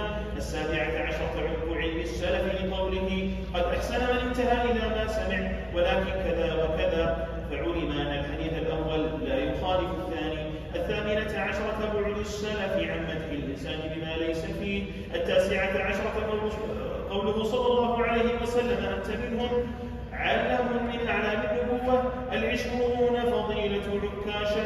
21 استعمال المعارف. 22 حسن خلقه صلى الله عليه وسلم. باب الخوف من الشرك. هذا هي الابواب كم رقم هذا؟ الرابع. يعني سبقه كم باب؟ 3. الباب الاول اللي هو الكتاب عنوان له بكتاب التوحيد. طيب، وهذا في وجوب التوحيد، يعني بعد ما ذكر المصنف، لما ذكر المصنف وجوب التوحيد، ثم بعد ذلك ذكر ايش يا اخوان؟ فضل التوحيد، وبعد ذلك تحقيق التوحيد. ناسب أن يذكر الخوف من ضده، أي ضد ماذا؟ ضد التوحيد وهو الشرك، ليحذره المؤمن ويخافه على نفسه، ليحذره المؤمن ويخافه. لذلك قال بابنا الخوف من الشرك. ولذلك العلماء الأصل في التآليف والتصانيف أنها يعني متجانسة مقصودة. الأصل أن المؤلف يوم يكتب مقصود، سرد الأحاديث مقصود. ولذلك اللي يدرسون بلوغ المرام أو عمدة الأحكام ترى ترتيب الأبواب مقصود، ترتيب الأحاديث في الباب مقصود. يأتي بالعام يأتي بالمخصص، يأتي بالمنسوخ بعدين يأتي بعده أحيانا بالناسخ، وهكذا. ترى الأبواب ترتيبها مقصود والأحاديث مقصود، وهذا من تفنن العلماء في التصنيف من باب التسلسل المنطقي حتى الإنسان يفهم. وكذلك تقسيم الأبواب بهالشكل له قصد. نعم. باب الخوف من الشرك.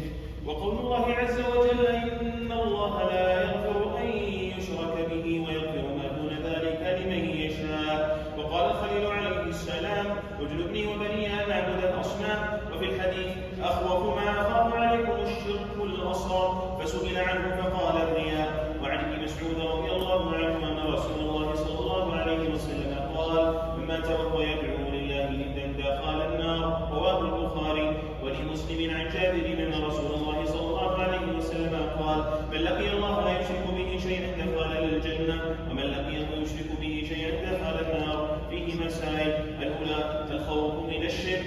الثانية أن الرياء من الشرك. الثالثة أنه من الشرك الأصغر. الرابعة أنه أخوف ما يخاف منه على الصالحين. الخامسة قرب الجنة والنار. السادسة الجمع بينهما في حديث واحد على عمل واحد متقارب في الصورة. السابعة أنه من لقيه لا يشرك به شيئا دخل الجنة ومن لقيه يشرك به شيئا دخل النار ولو كان من أعبد الناس. الثامنة المسألة العظيمة سؤال الخليل له ولبنيه وقاية عبادة الأصنام. التاسعة اعتباره بحال الأكثر لقوله رب إنهن أضللن كثيرا من الناس. العشرة في تفسير لا إله إلا الله كما ذكره البخاري في صحيحه. 11 فضيلة من سلم من الشرك. باب الدعاء إلى شهادة أن لا إله إلا الله. أيوة. الآن هذا الباب إيش يا إخواني؟ باب الخامس. مناسبة هذا الباب لكتاب التوحيد أن المصنف رحمه الله تعالى لما ذكر في الأبواب السابقة التوحيد وفضله وتحقيقه وما يوجب الخوف من ضده وهو الشرك، ذكر في هذا الباب أنه لا ينبغي لمن عرف ذلك أن يقتصر على نفسه، بل يجب عليه أن يدعو إلى الله تعالى بالحكمة والموعظة الحسنة كما هو سبيل المرسلين وأتباعهم، كما هو سبيل المرسلين وأتباعهم. لذلك قال باب الدعاء إلى شهادة أن لا إله إلا الله، باب الدعاء إلى شهادة أن لا إله إلا الله. بعد أن عرفت وجوب التوحيد، وبعد أن يعني عرفت فضله وحققته وعرفت ما يضاده والخوف من ذلك، هنا أيضا تخاف على الناس وترجو لهم الخير وتدعوهم إلى التوحيد وتصبر حالك كحال الأنبياء. نعم، باب الدعاء. باب الدعاء إلى شهادة أن لا إله إلا الله. وقوله تعالى قل هذه سبيلي أدعو إلى الله على بصيرة أنا ومن اتبعني وسبحان الله وما أنا من المشركين.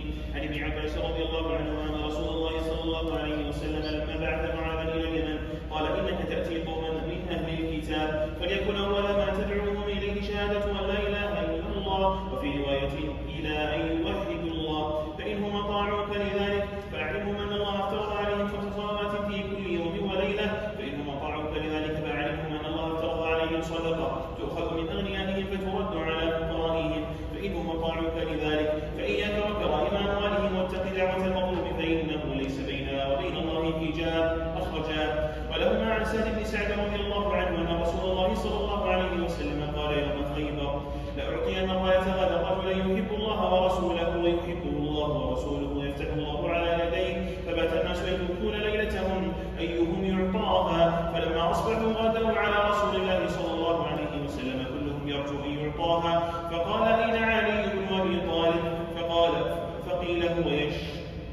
فقيل هو يشتكي عينيه، فأرسلوا إليه فأتي به فبصق في عينيه ودعا له فبرأ كأن لم يكن به وجع، فأعطاه الراية فقال انفذ على رسلك حتى تنزل بساحتهم ثم ادعوهم إلى الإسلام فأخبرهم بما يجب عليهم من حق الله تعالى فيه، فوالله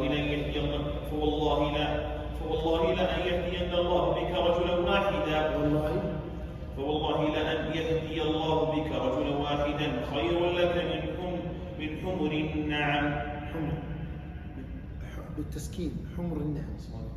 من حمر النعم يدوكون أن يخوضون. فيه مسائل. الأولى أن الدعوة إلى الله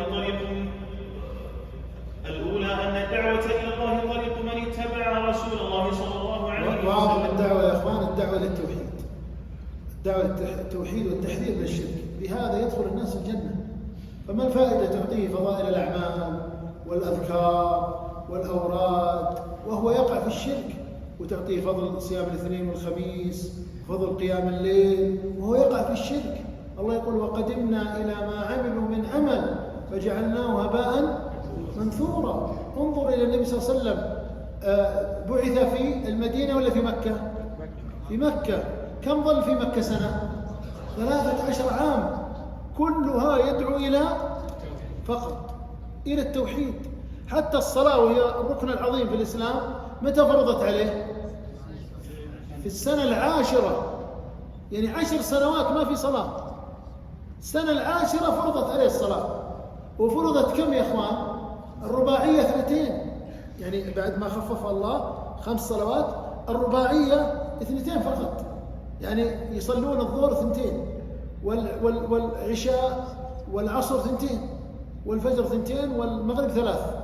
ولكن بعد ما هاجر المدينة يعني أثبتت صلاة السفر وزيدت صلاة الحضر، مما يدل على أهمية التوحيد. 10 سنوات بالإضافة إلى 3 سنوات إضافية، 13 عام، والنبي صلى الله عليه وسلم يدعو التوحيد، بل الأنبياء كلهم قبله كانوا يدعون إلى توحيد الله.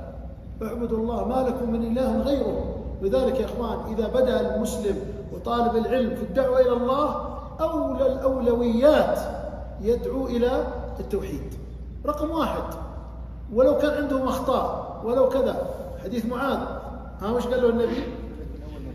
أول شيء إلى قضية أن يوحدوا الله. طيب إذا طاعوا انتقل بعد ذلك. طيب إذا ما طاعوا وقف، ادعو التوحيد إلى أن يقبضك الله سبحانه وتعالى. نوح عليه السلام دعا للتوحيد كم سنة؟ 50 ولا 100 سنة؟ 1000 سنة إلا 50 عام، وهو التوحيد لأهمية يا أخوان. فمن حقق التوحيد دخل الجنة، ومن لم يحقق التوحيد وقع في الشرك دخل النار. وهذا القضية طالب العلم لابد تكون واضحة جلية أمامه. نعم. فيه مسائل. الأولى أن الدعوة إلى الله طريق من اتبع رسول الله صلى الله عليه وسلم. الثانية التنبيه على الإخلاص، لأن كثيرا من الناس لو دعا إلى الحق فهو يدعو إلى نفسه. الثالثة أن المصيرة من الفرائض. الرابعة من دلائل حسن التوحيد كونه تنزيها لله تعالى عن المسبة. الخامسة أن من قبح الشرك كونه مسبة لله. السادسة وهي من أهمها إبعاد المسلم عن المشركين لئلا يصير منهم ولو لم يشرك. السابعة كون التوحيد أول واجب. الثامنة أنه يبدأ قبل كل شيء حتى الصلاة. التاسعة أن معنى أن يوحد الله معنى شهادة أن لا إله إلا الله. العاشرة أن الإنسان قد يكون من أهل الكتاب وهو لا يعرفها أو يعرفها ولا يعمل بها. الحادية عشرة التنبيه على التعليم بالتدريج. الثانية عشرة البداءة بالأهم فالأهم. الثالثة عشرة مصرف الزكاة. الرابعة عشرة كشف العالم الشبهة عن المتعلم. الخامسة عشرة النهي عن كرائم الأموال. السادسة عشرة اتقاء دعوة المظلوم. السابعة عشرة الإخبار بأنها لا تحجب. الثامنة عشرة من أدلة التوحيد ما جرى على سيد المرسلين وسادات الأولياء من المشقة والجوع والوباء. التاسعة عشرة قوله لا يعطين الراية إلى آخر الحديث. علم من أعلام النبوة. العشرون تفلغ في عينيه علم من أعلامها أيضا. الحادية والعشرون فضيلة علي رضي الله عنه. الثانية والعشرون فضل الصحابة في دوكهم تلك الليلة وشغلهم عن بشارة الفتح. الثالثة والعشرون الإيمان بالقدر بحصولها لمن لم يسع لها ومنعها عن من سعى. الرابعة والعشرون الأدب في قوله على رسلك. الخامسة والعشرون الدعوة إلى الإسلام قبل القتال. السادسة والعشرون أنه مشروع لمن دعوا قبل ذلك وقتلوا. السابعة والعشرون الدعوة بالحكمة لقوله أخبرهم بما يجب عليهم. الثامنة والعشرون المعرفة بحق الله في الإسلام. التاسعة والعشرون ثواب من اهتدى على يديه رجل واحد. الثلاثون الخلف على الفتيان. أحسنت. في المسألة الثانية يا أخوان قال المصنف التنبيه على الإخلاص، لأن كثيرا من الناس لو دعا إلى الحق فهو يدعو إلى نفسه. وهذا الأمر خطير جدا يا أخوان، ننبه عليه طلبة العلم والخطباء والدعاة والمصلحين أنه يجاهد نفسه في قضية الإخلاص. ربما الشيطان سيأتيه لكن يجاهد نفسه على الإخلاص، لا يكون همه الأعداد والعدد والكثرة إلى آخره، أو أن يكون له صيت وسمعة إلى آخره. رغم أن الآن في العالم الغربي من خلال المخترعات الحديثة في قضية الإعلام يجعلون هذا الأمر الذي حذر منه العلماء هو الأصل في السعي، وهو كثرة المتبعين والأتباع. ولذلك تجد بعض المشاهير يستعطف الناس، يقول اضغطوا كذا، اتبعوني، ارسلوا كذا، يعني يطالب حتى نصل إلى العدد الفلاني. سبحان الله. فصار هذا مقصد عند من لا خلاق له ولا يريد الآخر من الكفر طبعا، وتأثر بهم أبناء المسلمين فصاروا يهمهم العدد والكثرة ولا حول ولا قوة إلا بالله في أمور الدنيا وربما المحرمات أيضا. أما الداعي إلى الله لا يهم ذلك. لذلك جاء في الأحاديث من باب يعني موضوع إزالة هذا الأمر من نفس المسلم والداعي إلى الله عز وجل، قضية أن النبي يوم القيامة يأتي ومعه الرجل والرجلين، ويأتي النبي وليس معه أحد. يا أخوان، من أفضل، كبار علماء المسلمين ولا الأنبياء السابقين؟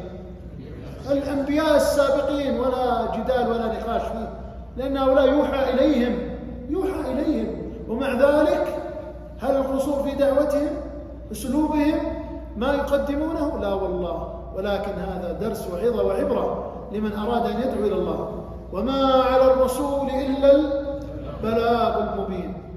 فذكر إنما أنت مذكر لست عليهم بمسيطر إلا من تولى وكفر فيعذبه الله العذاب الأكبر إن إلينا إيابهم ثم إن علينا حسابهم. ليست القضية أن لابد أن تهدي الخلق، إنك لا تهدي من أحببت ولكن الله يهدي من يشاء. افعل ما تستطيع، لا يكلف الله نفسا إلا وسعها. فالمقصود يا إخوان الدعاة والمعلمون والخطباء، وأنتم إن شاء الله مقبلون على نشر الخير بين الناس، لا تهتم بالكثرة ولا تهتم أنك تمدح ويثنى عليك. أقصى ما تهتم به هو رضا الله، وأن تسير على منهج رسول الله صلى الله عليه وسلم في الدعوة إلى الله عز وجل.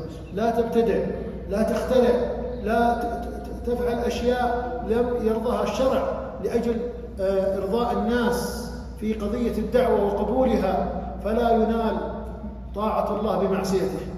لا يعصى الله لأجل أن يطاع أبدا، فلا تعصي الله حتى يطيعه الناس. لا لا لا، هذا ليس من شأنك وليس من الأمور التي ألزمك الله بها.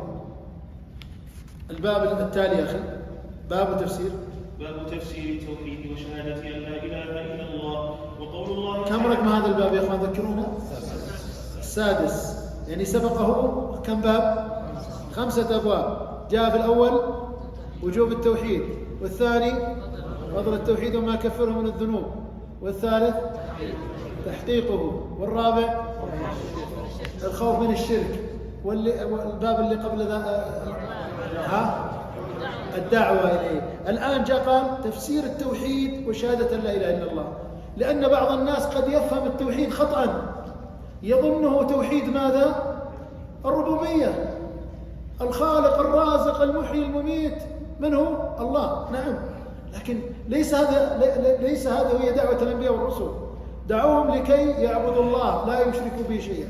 فالآن يبين الشيخ ما هو التوحيد الذي دعت إليه الرسل، ما هو التوحيد الذي يجب على الداعية إلى الله أن يعلم الناس ويبين لهم حتى يفهم وينطلق في دعوته إلى الله. لا يأتي بعض الدعاة يبدأ يتكلم عن الإعجاز العلمي وقدرة الله على الخلق والإبهار في هذا الباب. نعم، هو وسيلة لتقريب غير المسلمين، نعم، لكن إذا أردت أن تدعو المسلمين ادعوهم إلى منهج الأنبياء والمرسلين في توحيد رب العالمين وعدم الوقوع في أي نوع من أنواع الشرك بالله سبحانه وتعالى.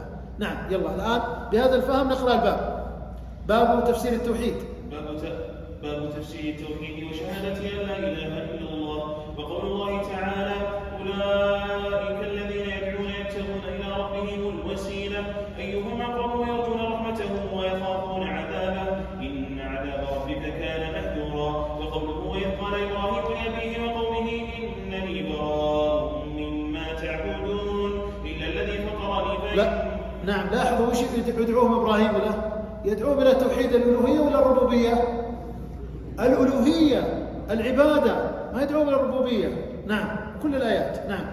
إلا الذي فطرني فإنه سيهدين وجعلها كلمة باقية في عقبه لعلهم يرجعون. وقوله: اتخذوا أحبارهم ورهبانهم أربابا من دون الله والمسيح ابن مريم وما أمروا إلا ليعبدوا إلها واحدا لا إله إلا هو سبحانه عما يشركون. وقوله: ومن الناس من يتخذ من دون الله أندادا يحبونهم كحب الله والذين آمنوا أشد حبا لله. وفي الصحيح عن النبي صلى الله عليه وسلم أنه قال: من قال لا إله إلا الله وكفر بما يعبد من دون الله حرم ماله ودمه وحسابه على الله عز وجل. وشرح هذه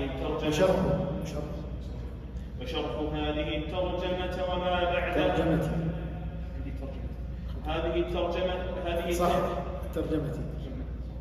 هذه الترجمة وما بعدها من الأبواب. وشرح هذه الترجمة ما بعدها من الأبواب. وشرح هذه الترجمة وما بعدها من الأبواب فيه أكبر المسائل وأهمها، وهي تفسير التوحيد وتفسير الشهادة وبينها بأمور واضحة منها آية الإسراء. هذا الباب اللي ذكرناه يا إخوان، أن الباب الخامس كان أطول مسائل اللي هي 30 مسألة.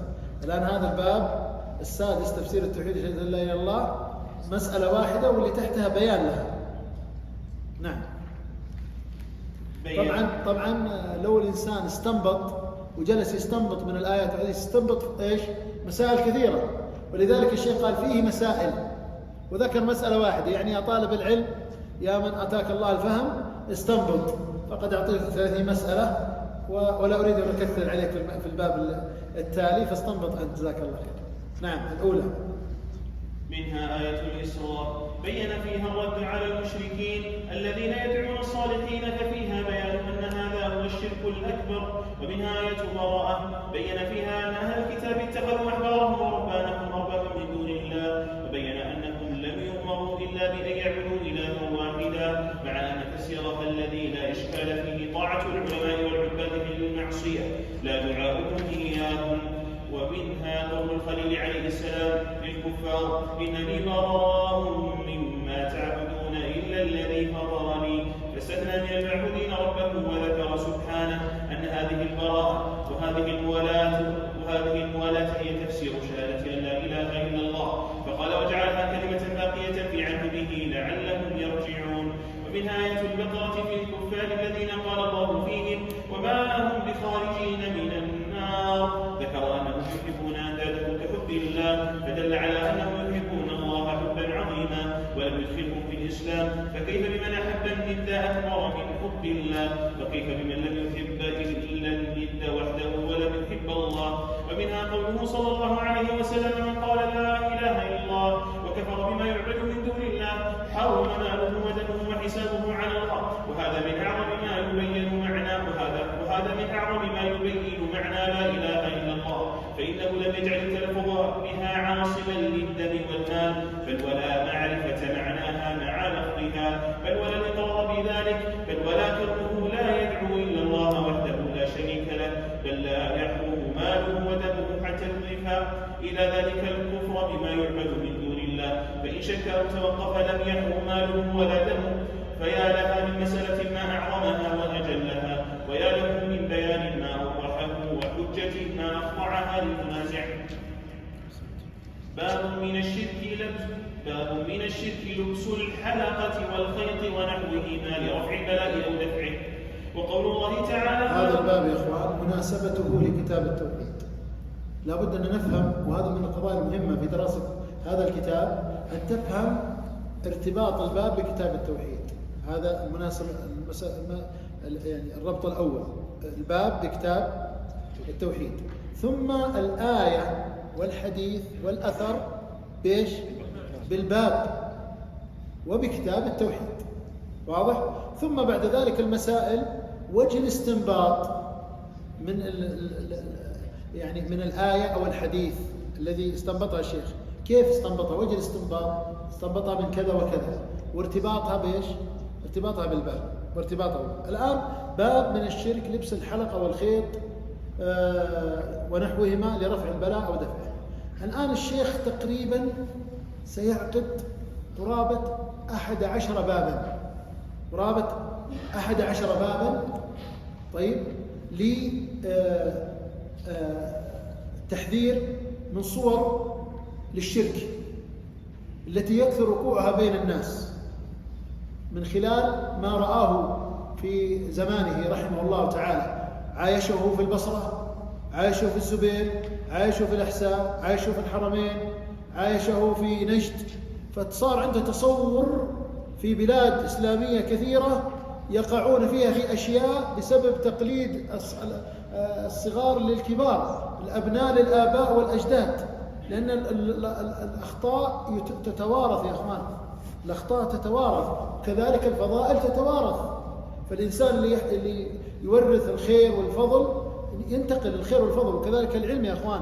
الآن يوم أنتم تدرسون وتتعلمون تكتسبون خير كثير، ثم إذا جلستم للناس وعلمتموهم نشرتم خيرا كثيرا، ولا تنتظر النتائج، ستأتيك بإذن الله، وإن لم تكن في الدنيا في الآخرة، لأنك حالك حال النبي الذي ليس معه أحد، خلاص ما أنت بلغت، ما استجاب لك أحد، الله مطلع عليك، رضي عملك، انتهى الموضوع. فإن رأيت الناس أقبلوا وتركوا الخطأ وأقبلوا إلى الصواب، هذا من عاجل البشرى، هذا من عاجل البشرى، وربما يأتي الخير بعد موتك، من خلال قصة أصحاب الأخدود تذكرونه؟ من سبب إسلام الناس؟ الغلام. متى أسلم الناس؟ بعدما مات، هو حي ما حد أسلم، يعني الناس بقية الناس ما أسلموا. متى أسلموا؟ بعد موته.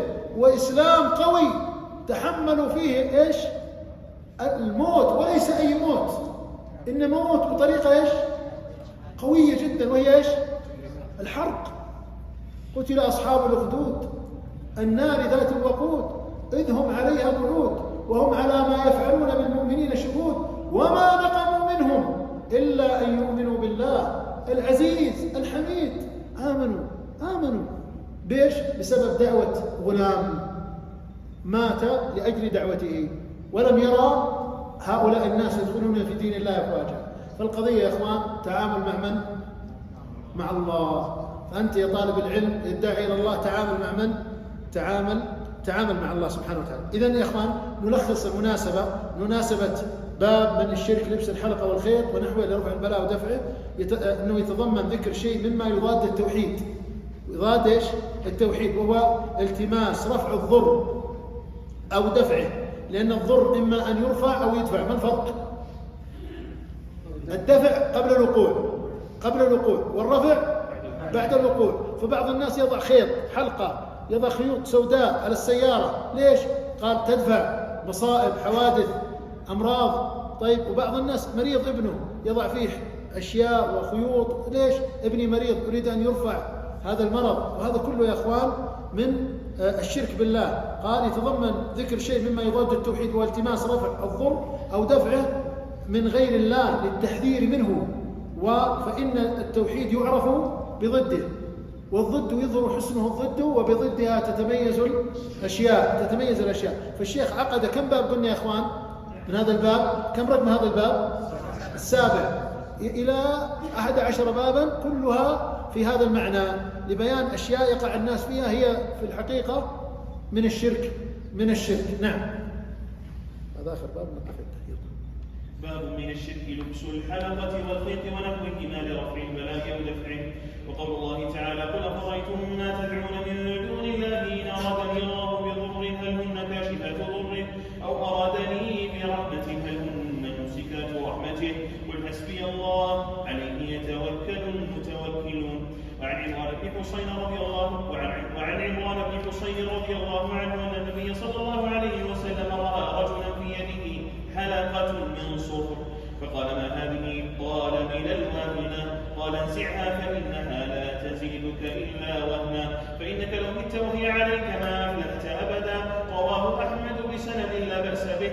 وله عن عقبة بن عامر مرفوعا من تعلق تميمة فلا تم الله له ومن تعلق ودعة فلا ودع الله له. وفي رواية من تعلق تميمة فقد أشرك.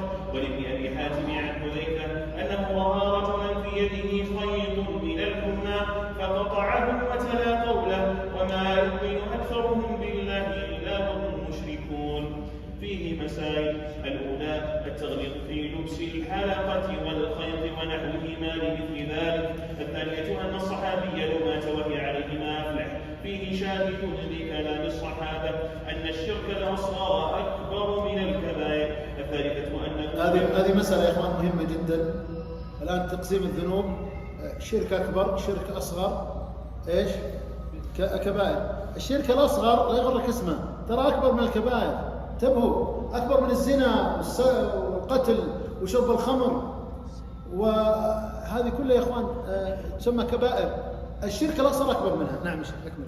الثالثة أنه لم يعذر بالجهالة. الرابعة أنها لا تنفع في العاجلة بل تضر لقوله لا تزيدك إلا وهنا. الخامسة الإنكار بالتغليظ على من فعل مثل ذلك. السادسة التصريح بأن من تعلق شيئا وكل إليه. السابعة التصريح بأن من تعلق تميمة فقد أشرك. الثامنة أن تعليق الخيط من الحمى من ذلك. التاسعة تلاوة حذيفة الآية دليل على أن الصحابة يستدلون بالآية التي في الشرك الأكبر على الأصغر كما ذكر ابن عباس في آية البقرة. العاشرة أن تعليق الودع عن العين من ذلك. 11 الدعاء على من تعلق تميمة أن الله لا يتم له ومن تعلق ودعة فلا ودع نقف هنا ونكمل إن شاء الله بعد السنة الراتبة لصلاة المغرب مباشرة إن شاء الله. الوقت يا أخوان نصلي الفريضة بعدين تذكروا الأذكار ونصلي السنة ونبدأ مباشرة. وانتبهوا يا إخوان اللي يطلع يصير عنده فوت، يضبط فوته وفقكم الله. الله